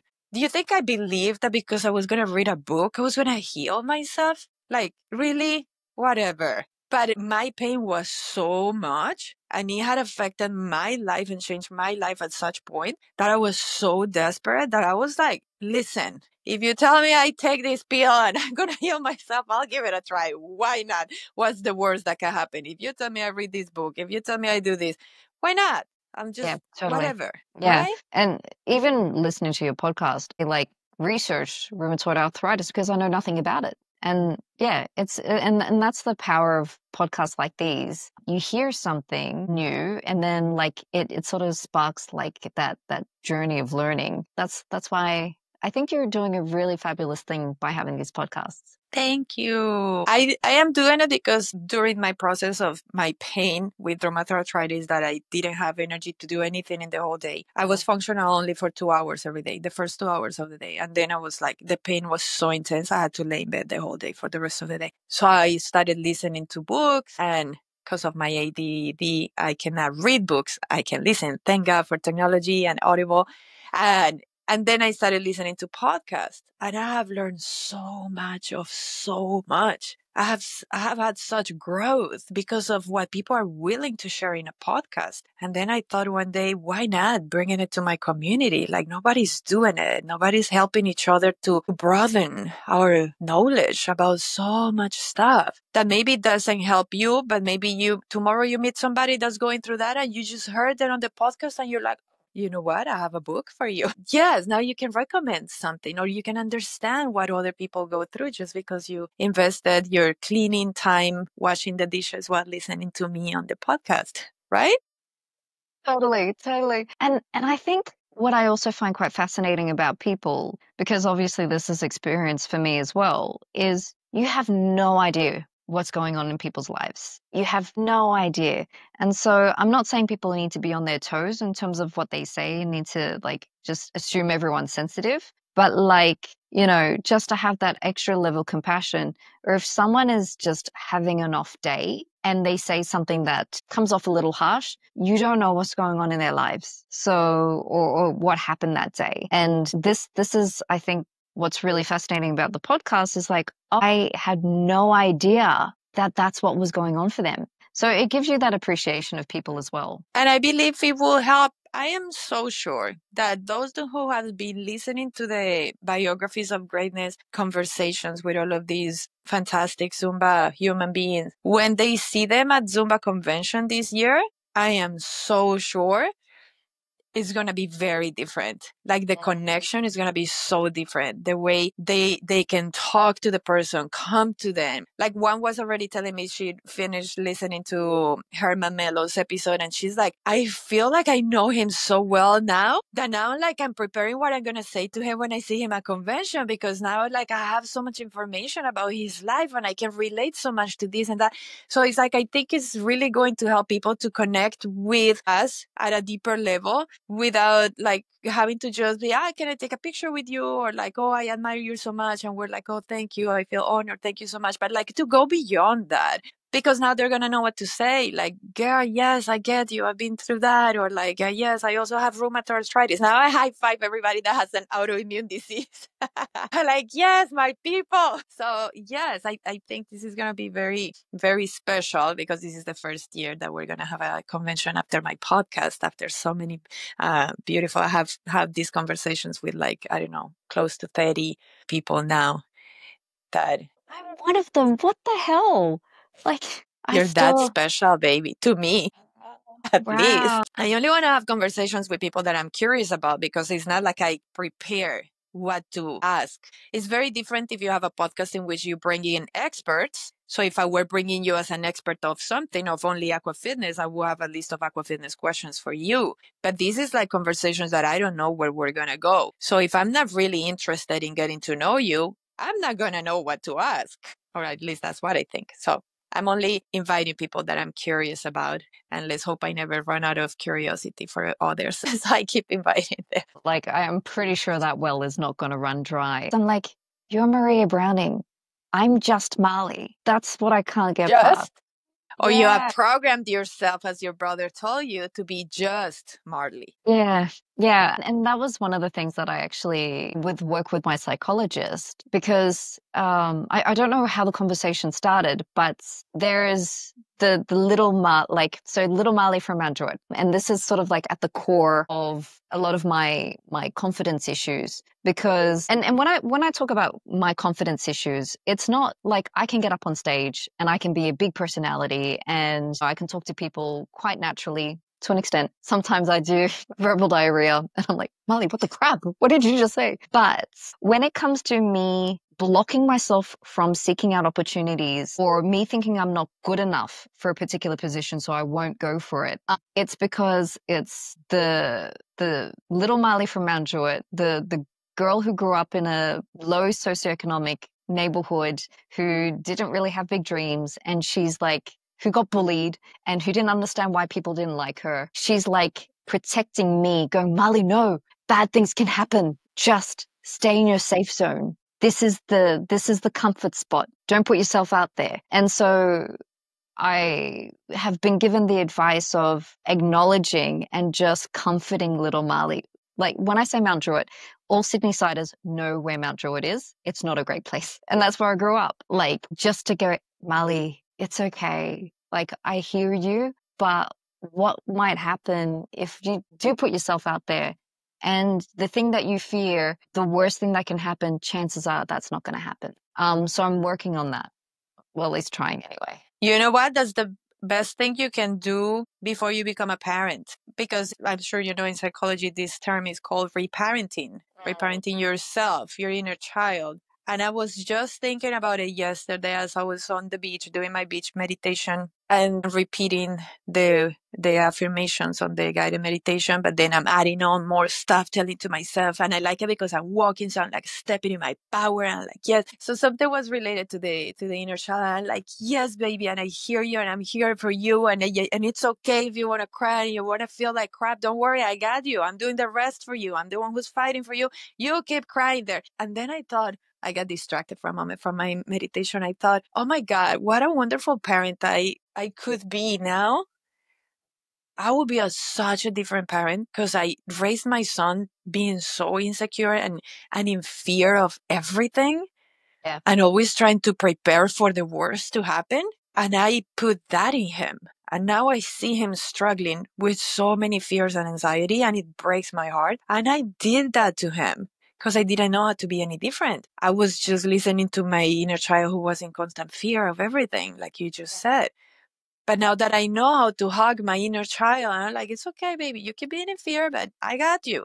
I'm here for you. I'm like your partner. My God, life will be so different. And my son will have, obviously, he will have been traumatized for other things, but not for the fear that I put in him. So I think, of course, this is not to make you feel any better about your process. But in the meantime, yes, keep doing that to your inner child, becoming the best parent for her. And whenever life decides that you're ready to be a parent, oh my God, you're going to do such an amazing job, much better because you're doing all of this. Yeah, I'd like to hope so. But at the same time, and this is another thing in terms of, what people think is supportive language, they go, and I'm not pulling you up on this at all, but like when you are a parent, because there's a possibility where I may never be a parent. And I accept that that's okay because it's not the end of my life. Correct. So, and that's part of It the could be if you process. choose to see it that way. It will be the end of you if you see it that way. Exactly. And I don't think it is. It's just a different chapter. That's it. So do you guys have like a set time for you guys to be like, we try until here, and when we get there, different goals in life? This year. Okay, cool. Like the whole year, the end of the year, finish the year. Yeah. Okay. And well, maybe it will be the same story as many other stories we hear that we tried IVF for so many years, and when we stopped, that's when it happened. Yeah. You never know. And we're not going to bank on that either. Of course. It's just we just need to be in a place where we know in ourselves we gave it everything. And we gave it so much more than the average person. And so I forgot to ask, how are you guys paying for all of this? Well, in Australia, we do have like a Medicare system that does subsidize a lot of the costs. So that's one thing we're incredibly grateful for. Yeah. Okay. Yeah, because this is a lot of money. Yeah. It's not like other countries, but like large portion of it is covered by the government. Can you choose to leave your eggs frozen for many years and just stop the process of trying to get pregnant now and then just later on try? I think no. Okay. Yeah, because there's sort of Or no you point think to that would mean that you're still hanging on to the idea? It's not like end of the year we didn't get married, end of the chapter, moving on to different goals. If you still have that frozen egg, is that frozen hope hanging in there?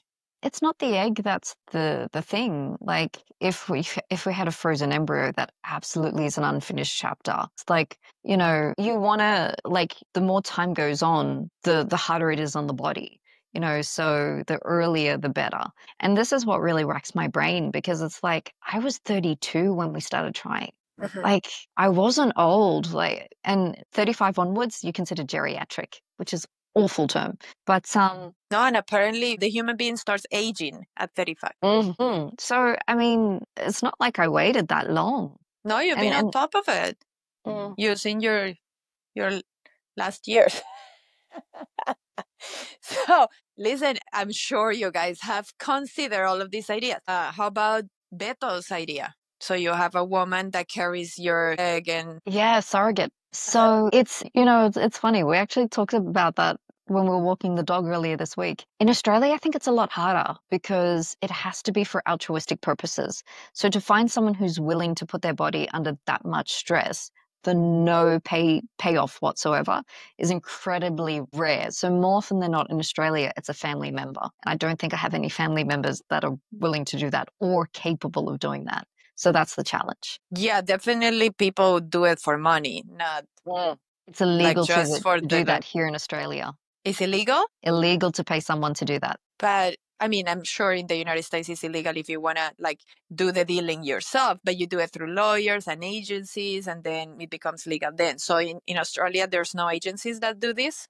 Because it's considered coercion. So they're worried about people doing it for the wrong reasons. Yeah. So it has to be for altruistic women purposes. Love being pregnant. Yeah, I don't get that.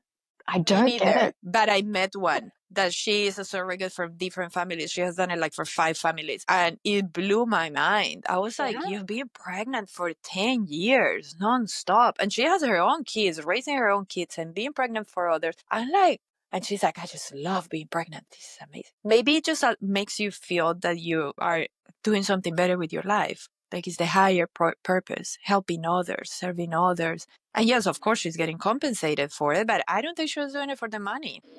Yeah, that's a new thing to me too. Because obviously if you're pregnant with your own child, you can enjoy that experience, but just the experience. That's us being selfish. Some women just love being pregnant. Wow.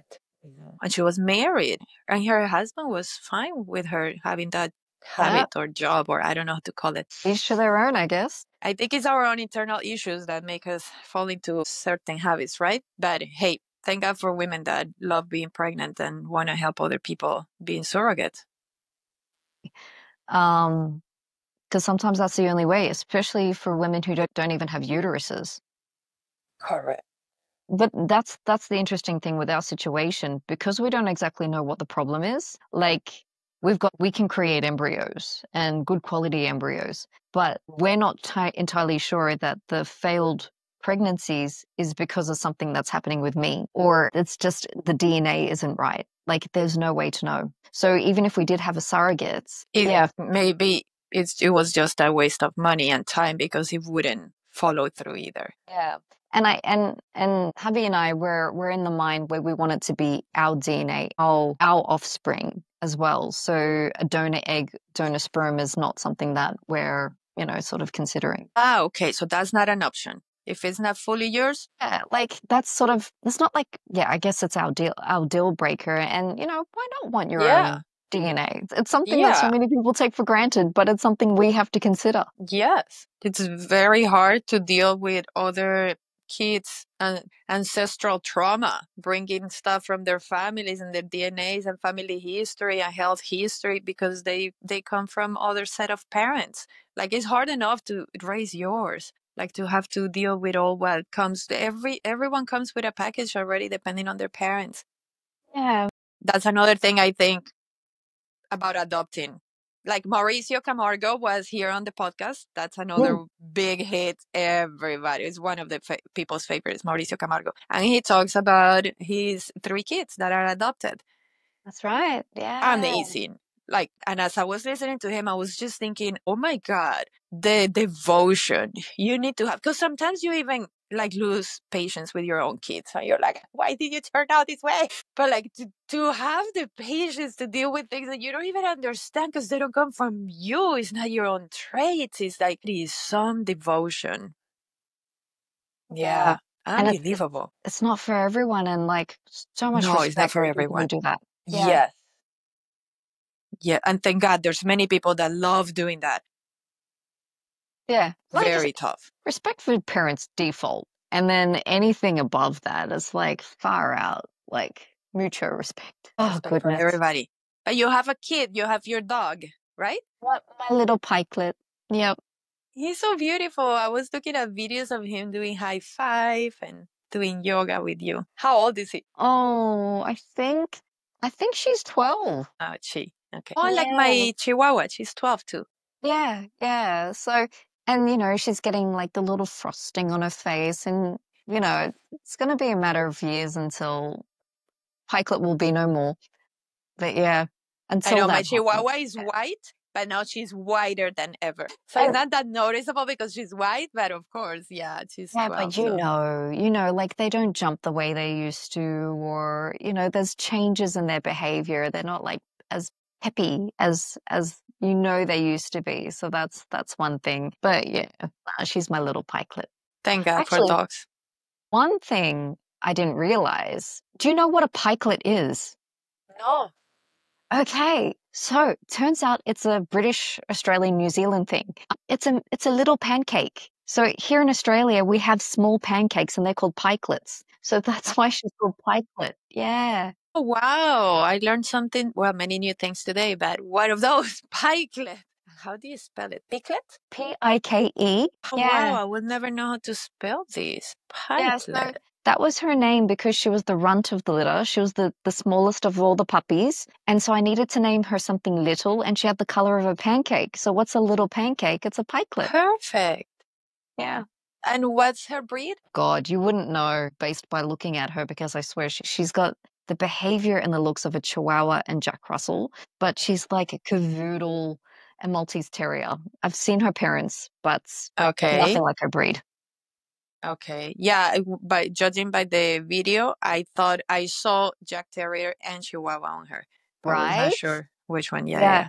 And she's got beautiful. The behaviors of them as well, like the obsessiveness and the spiciness as well. Dogs are the best thing ever.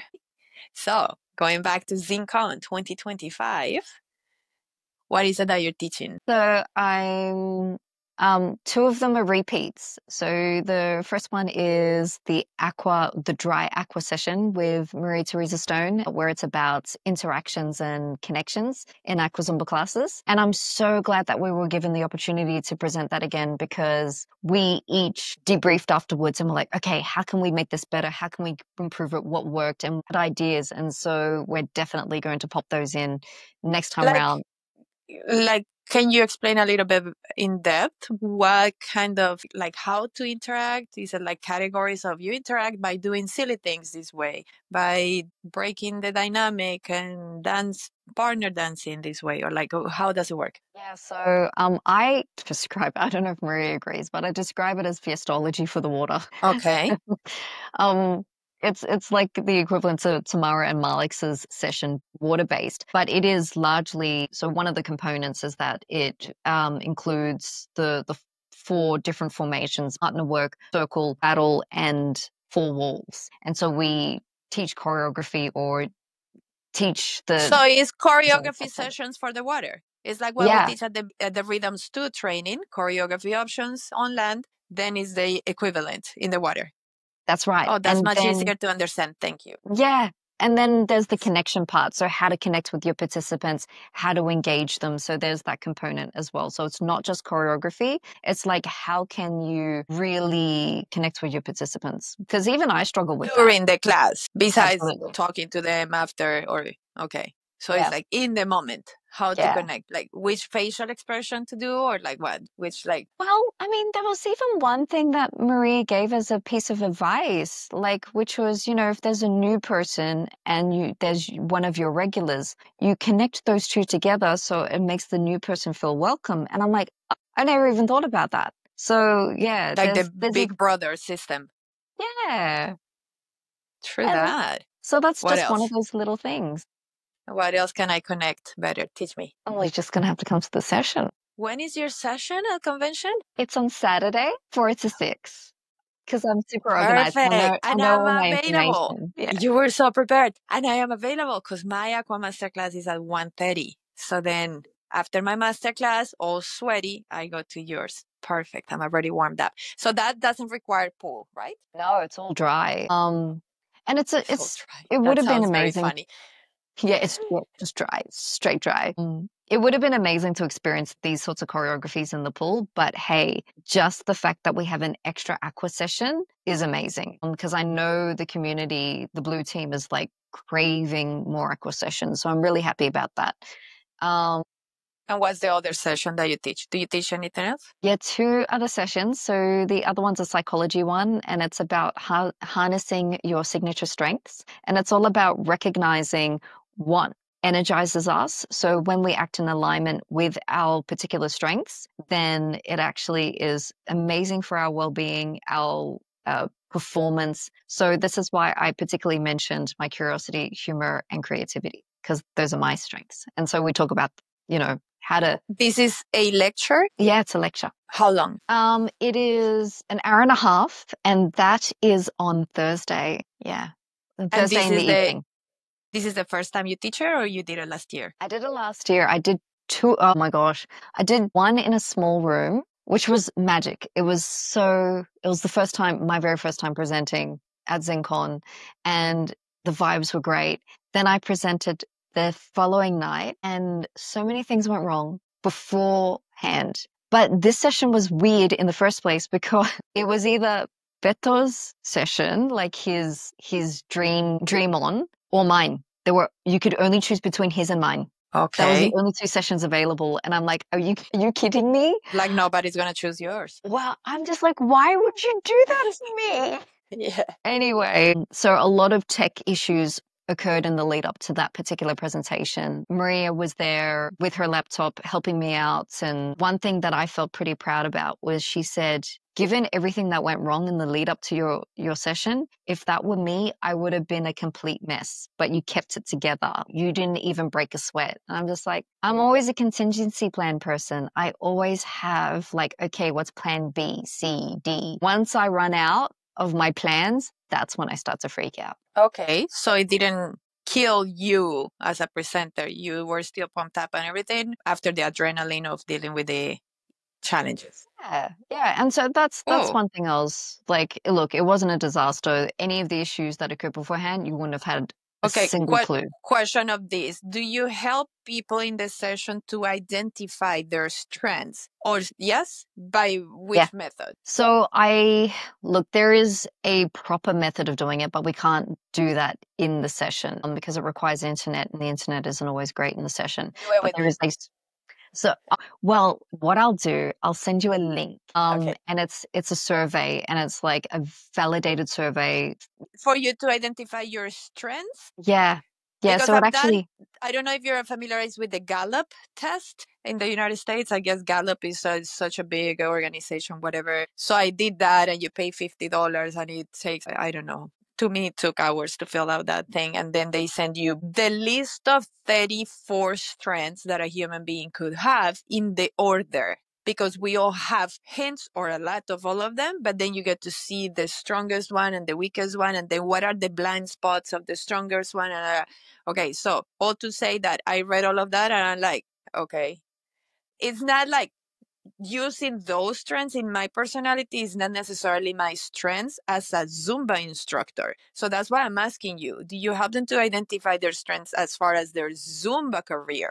Because it's different, in my opinion. that's a great question. So the strengths are identified, they go across your fitness sphere, everything. But it's no surprise that my strengths I use in my classes. So I'm funny in my classes. I'm a ZJ because I like to create. That's the creativity. I connect with people because I'm curious about them. So even recognizing how I'm using my strengths in all aspects of the things that I enjoy is an important starting point. Okay. So your answer is you help them at the session to find out their strengths in general. Their strengths in general, and then how to leverage them and how to like use them in a way that helps them to enjoy what they're doing more. Okay. So you're pretty much sending the message that instead of trying to develop new strengths that are never going to be as strong as the ones that you naturally have, embrace the ones you already have and become greater with it.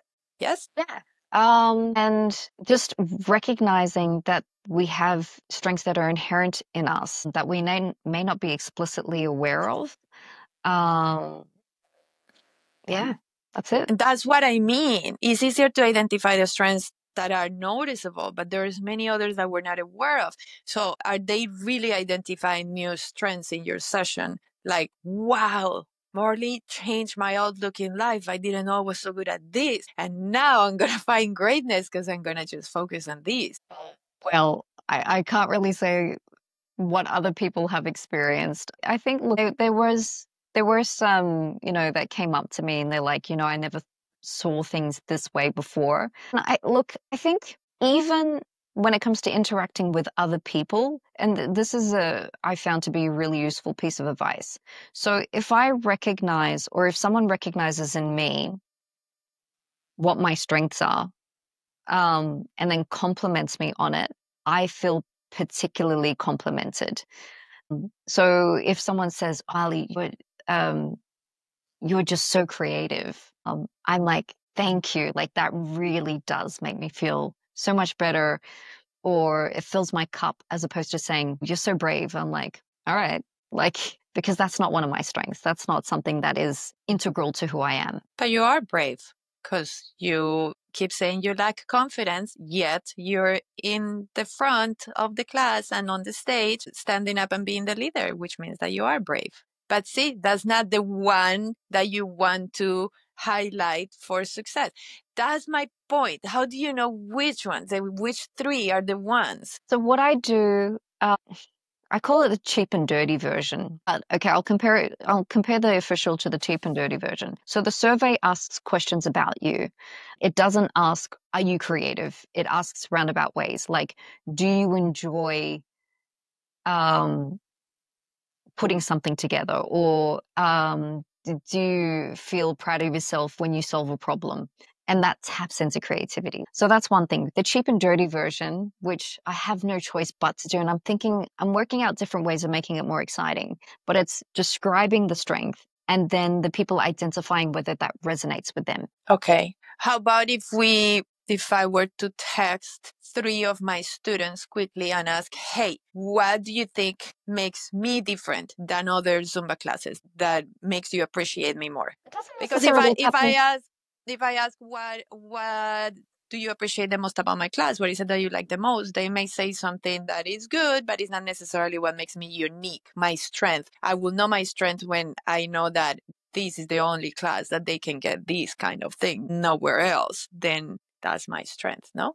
Oh, so that's what you're good at. But in terms of your signature strength, it's what is authentic to you. So when do you feel your most authentic self when you're behaving in a particular way? So do you feel most your authentic self, or are you energized when, for example, you act with kindness to others, or when you forgive others, or when you are like engaging in critical thinking? So each of these tap into different strengths. Okay. So this leads me to, is the purpose of your session for me to enjoy teaching my class better, or for me to grow my business? It's to grow yourself. Okay. So it's not related to success, business success, work success, success as a Zumba instructor. It's related to your own growth as a Personal person. development. Yeah. Okay, And got it. in theory, if you grow yourself, then that gives you the strength and the resources to grow in other areas as well.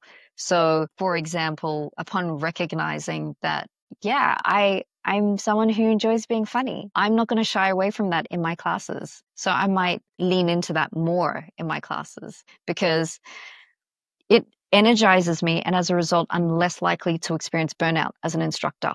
So that's another way in which it benefits me as a Zumba instructor. Okay. So longevity for you not to burn out. Okay, got it. The reason why I'm asking these questions is because I know that whatever helps me to be successful as a Zumba instructor is not necessarily my strength. But what you maybe mentioned earlier, oh, being pretty, I didn't have to work on it, right?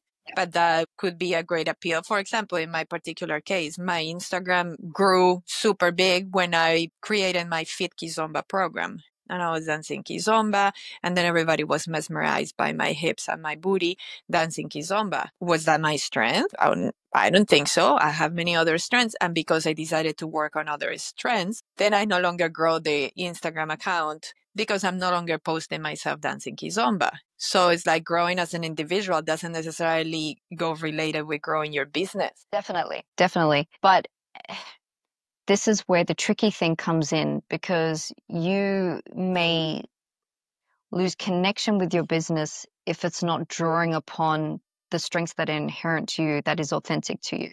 So this is where things are aligned. When you are acting in alignment with your strengths, then there's more longevity there. So this is why, as an academic, this is going to sound really strange. As an academic, this is why I'm losing steam in that particular field, because it is nowhere near touching my strengths as a human. This is why, as a ZJ, I'm doing really well, because I get to be who I am, who's authentic, like at my core.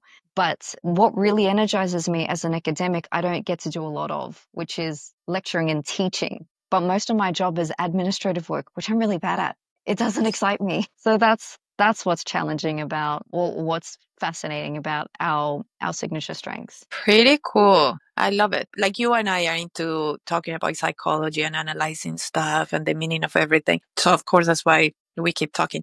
But for most people, like they don't stop to think like, wait, what my strengths? Like why do it? No, I'm just good at this and let's just go with the flow. So yeah, that session is gonna help them to go like, oh wow, I can like bank on this and be more aware. Awareness is everything. So pretty cool. And what's the other session that you teach? So this one's a new one. It's entering a whole new world because Steve Boot and I are presenting on confidence.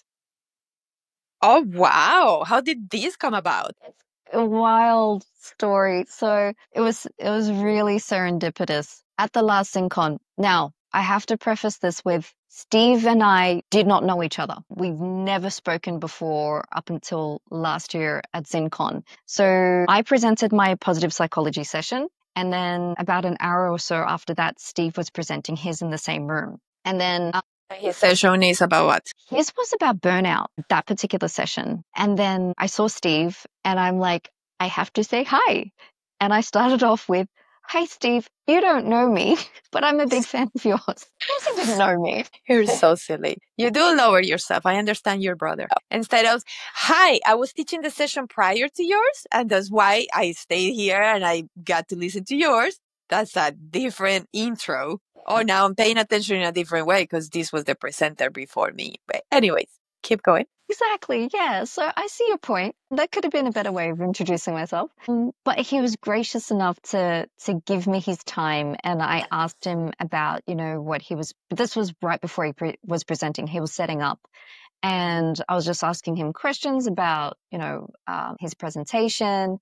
And he's like, "Oh, come in with me and we'll continue chatting as I set up." And I was like, "Oh, Steve is giving me his time." And then there was something that he said, because he said confidence is his main thing that he loves to sort of educate people on. And he said, "Because I have 100% confidence and zero knowledge." I'm like, I have zero confidence and I'm 100% knowledge.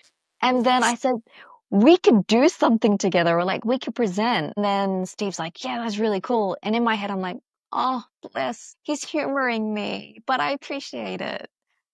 Because I'm like, look, he's Steve. He's not going to present with me. And then like Nancy was there, I think. There was someone who was there and he mentioned him and he turned to me, he's like, "Oh, I've already said that we're presenting next year on our session." And I'm like, oh, I'm still like, oh, bless. He's still humoring me. That's nice. And then after ZenCon, I just look, you know what? Seize the day, right? So I sent him a WhatsApp message and I'm like, if you want to have a further chat about presenting together and, let's do it. And then he got back to me and it's like, "Yeah, I'm actually serious. Let's work on our session application." So we did a Zoom meeting right there and then because Steve is a pro. He's like, "Let's film our application video." And he's like, "I've just hit record." And I'm like, "I haven't prepared On the anything. go. Are You you hadn't kidding even me?" done your gorgeous hair. I was just like, I wasn't expecting to film anything right now. And then I did eventually admit this to Steve once the session got accepted. I said, because I was traumatized mildly by the experience. He's like, "If you're going to feel weird about watching the recording of you, don't watch it." And I'm like, okay, I didn't watch it. I deleted it and I re-recorded and re-edited the video. So, and then I submitted that. So I used a script. Steve freeballed it. He did amazing. But at the end of the day, the session was accepted. And I think it's going to be a fabulous session in the fact that we're The name of combining. the session is what? It is called From Failed It to Nailed It, Boosting Confidence. And when does it happen? It is happening. Here's the kicker. Right after kickoff. Oh, it's the first session. That's Right an after amazing way to kickoff. start. I love it. Yes, it took us both by surprise. So Steve is optimistic because he said people are, looking to shift gears a little bit in terms of doing lecture sessions first before going nuts with, the physical sessions. So Yes, I like it. it'll be interesting, but Let me tell you, you're blessed that they gave you that time. So, okay, I'm gonna say this just this once. Little Marlee managed to secure a session with Steve. yes, yes. And you were not even trying. It's not like you were selling the idea, pitching It's something. not like, "Hey, Steve, now time to pitch my idea." Yes, Steve, here's my proposal. Like, yes, that's Um, amazing. and I others have say told that's me, a strength that you have, that you've been gifted with.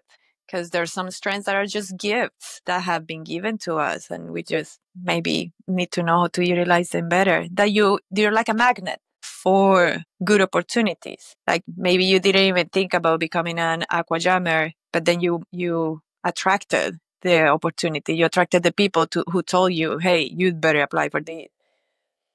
I did have Maria in my corner as well. But interestingly, on Zumba Cruise, it was like one of the few things in my life where it's like, I need to be that.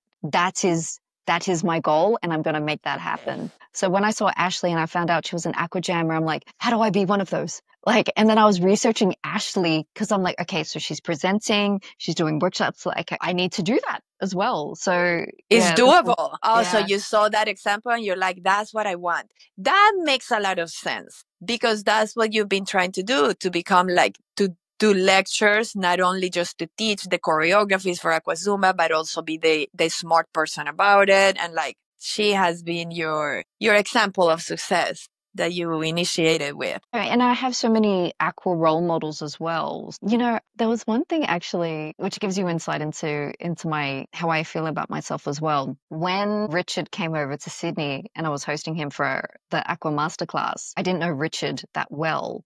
Because I'd only met him on Zumba Cruise. And Richard asked me, he's like, hey, do you want to hang out tomorrow at the beach? And I'm like, yeah, cool. And then I'm thinking, oh, shit, he's going to realize just how boring I am.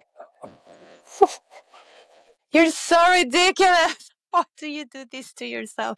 I was so nervous and I felt like, oh God, how am I going to entertain him all day at the beach? I'm not exciting. Like, what are we going to talk about? Yeah. So you were wondering the same thing for the podcast today? Yeah, Like, how am I going to fill in the time? Did you check out how long the other conversations are on my podcast? I may have.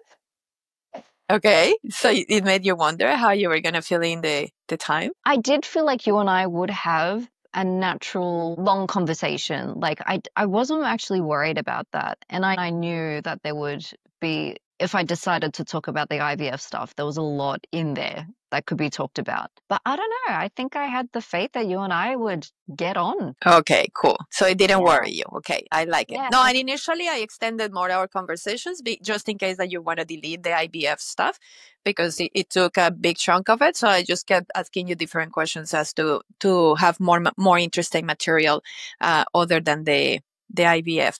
Are you good at identifying strengths on others since you're teaching about strengths? It's something that you have to like be on with, like, because to be constantly aware of all 24 strengths and sort of like looking at someone's behavior and going, okay, maybe that's their strength, like that does take a lot of mental energy. But sometimes you can sort of So you're good if you think about it, but it's not like on the go. Like if I ask you, what's Richard's strength? Oh yeah, see, I couldn't tell you. Like You couldn't? yeah, I would have to like look at it and then like remind myself what all the strengths were about and then just have a longer conversation with Richard as well.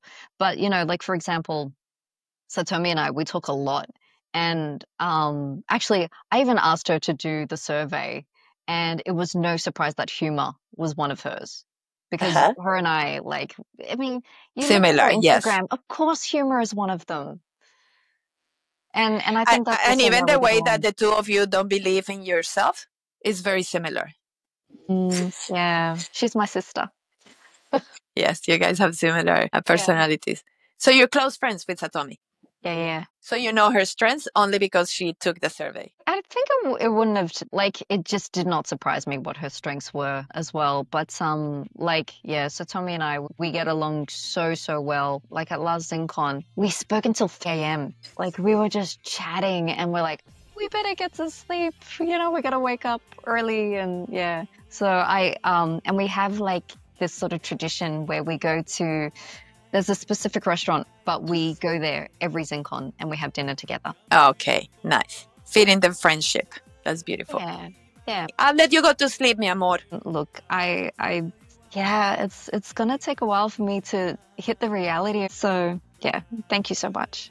Thank you so much for allowing me to get to know you better and to start our besties friendship. And I feel honored because you are a beautiful mirror for me to look at myself in your reflection. Thank you for sharing so much and can't wait to talk to you again, baby.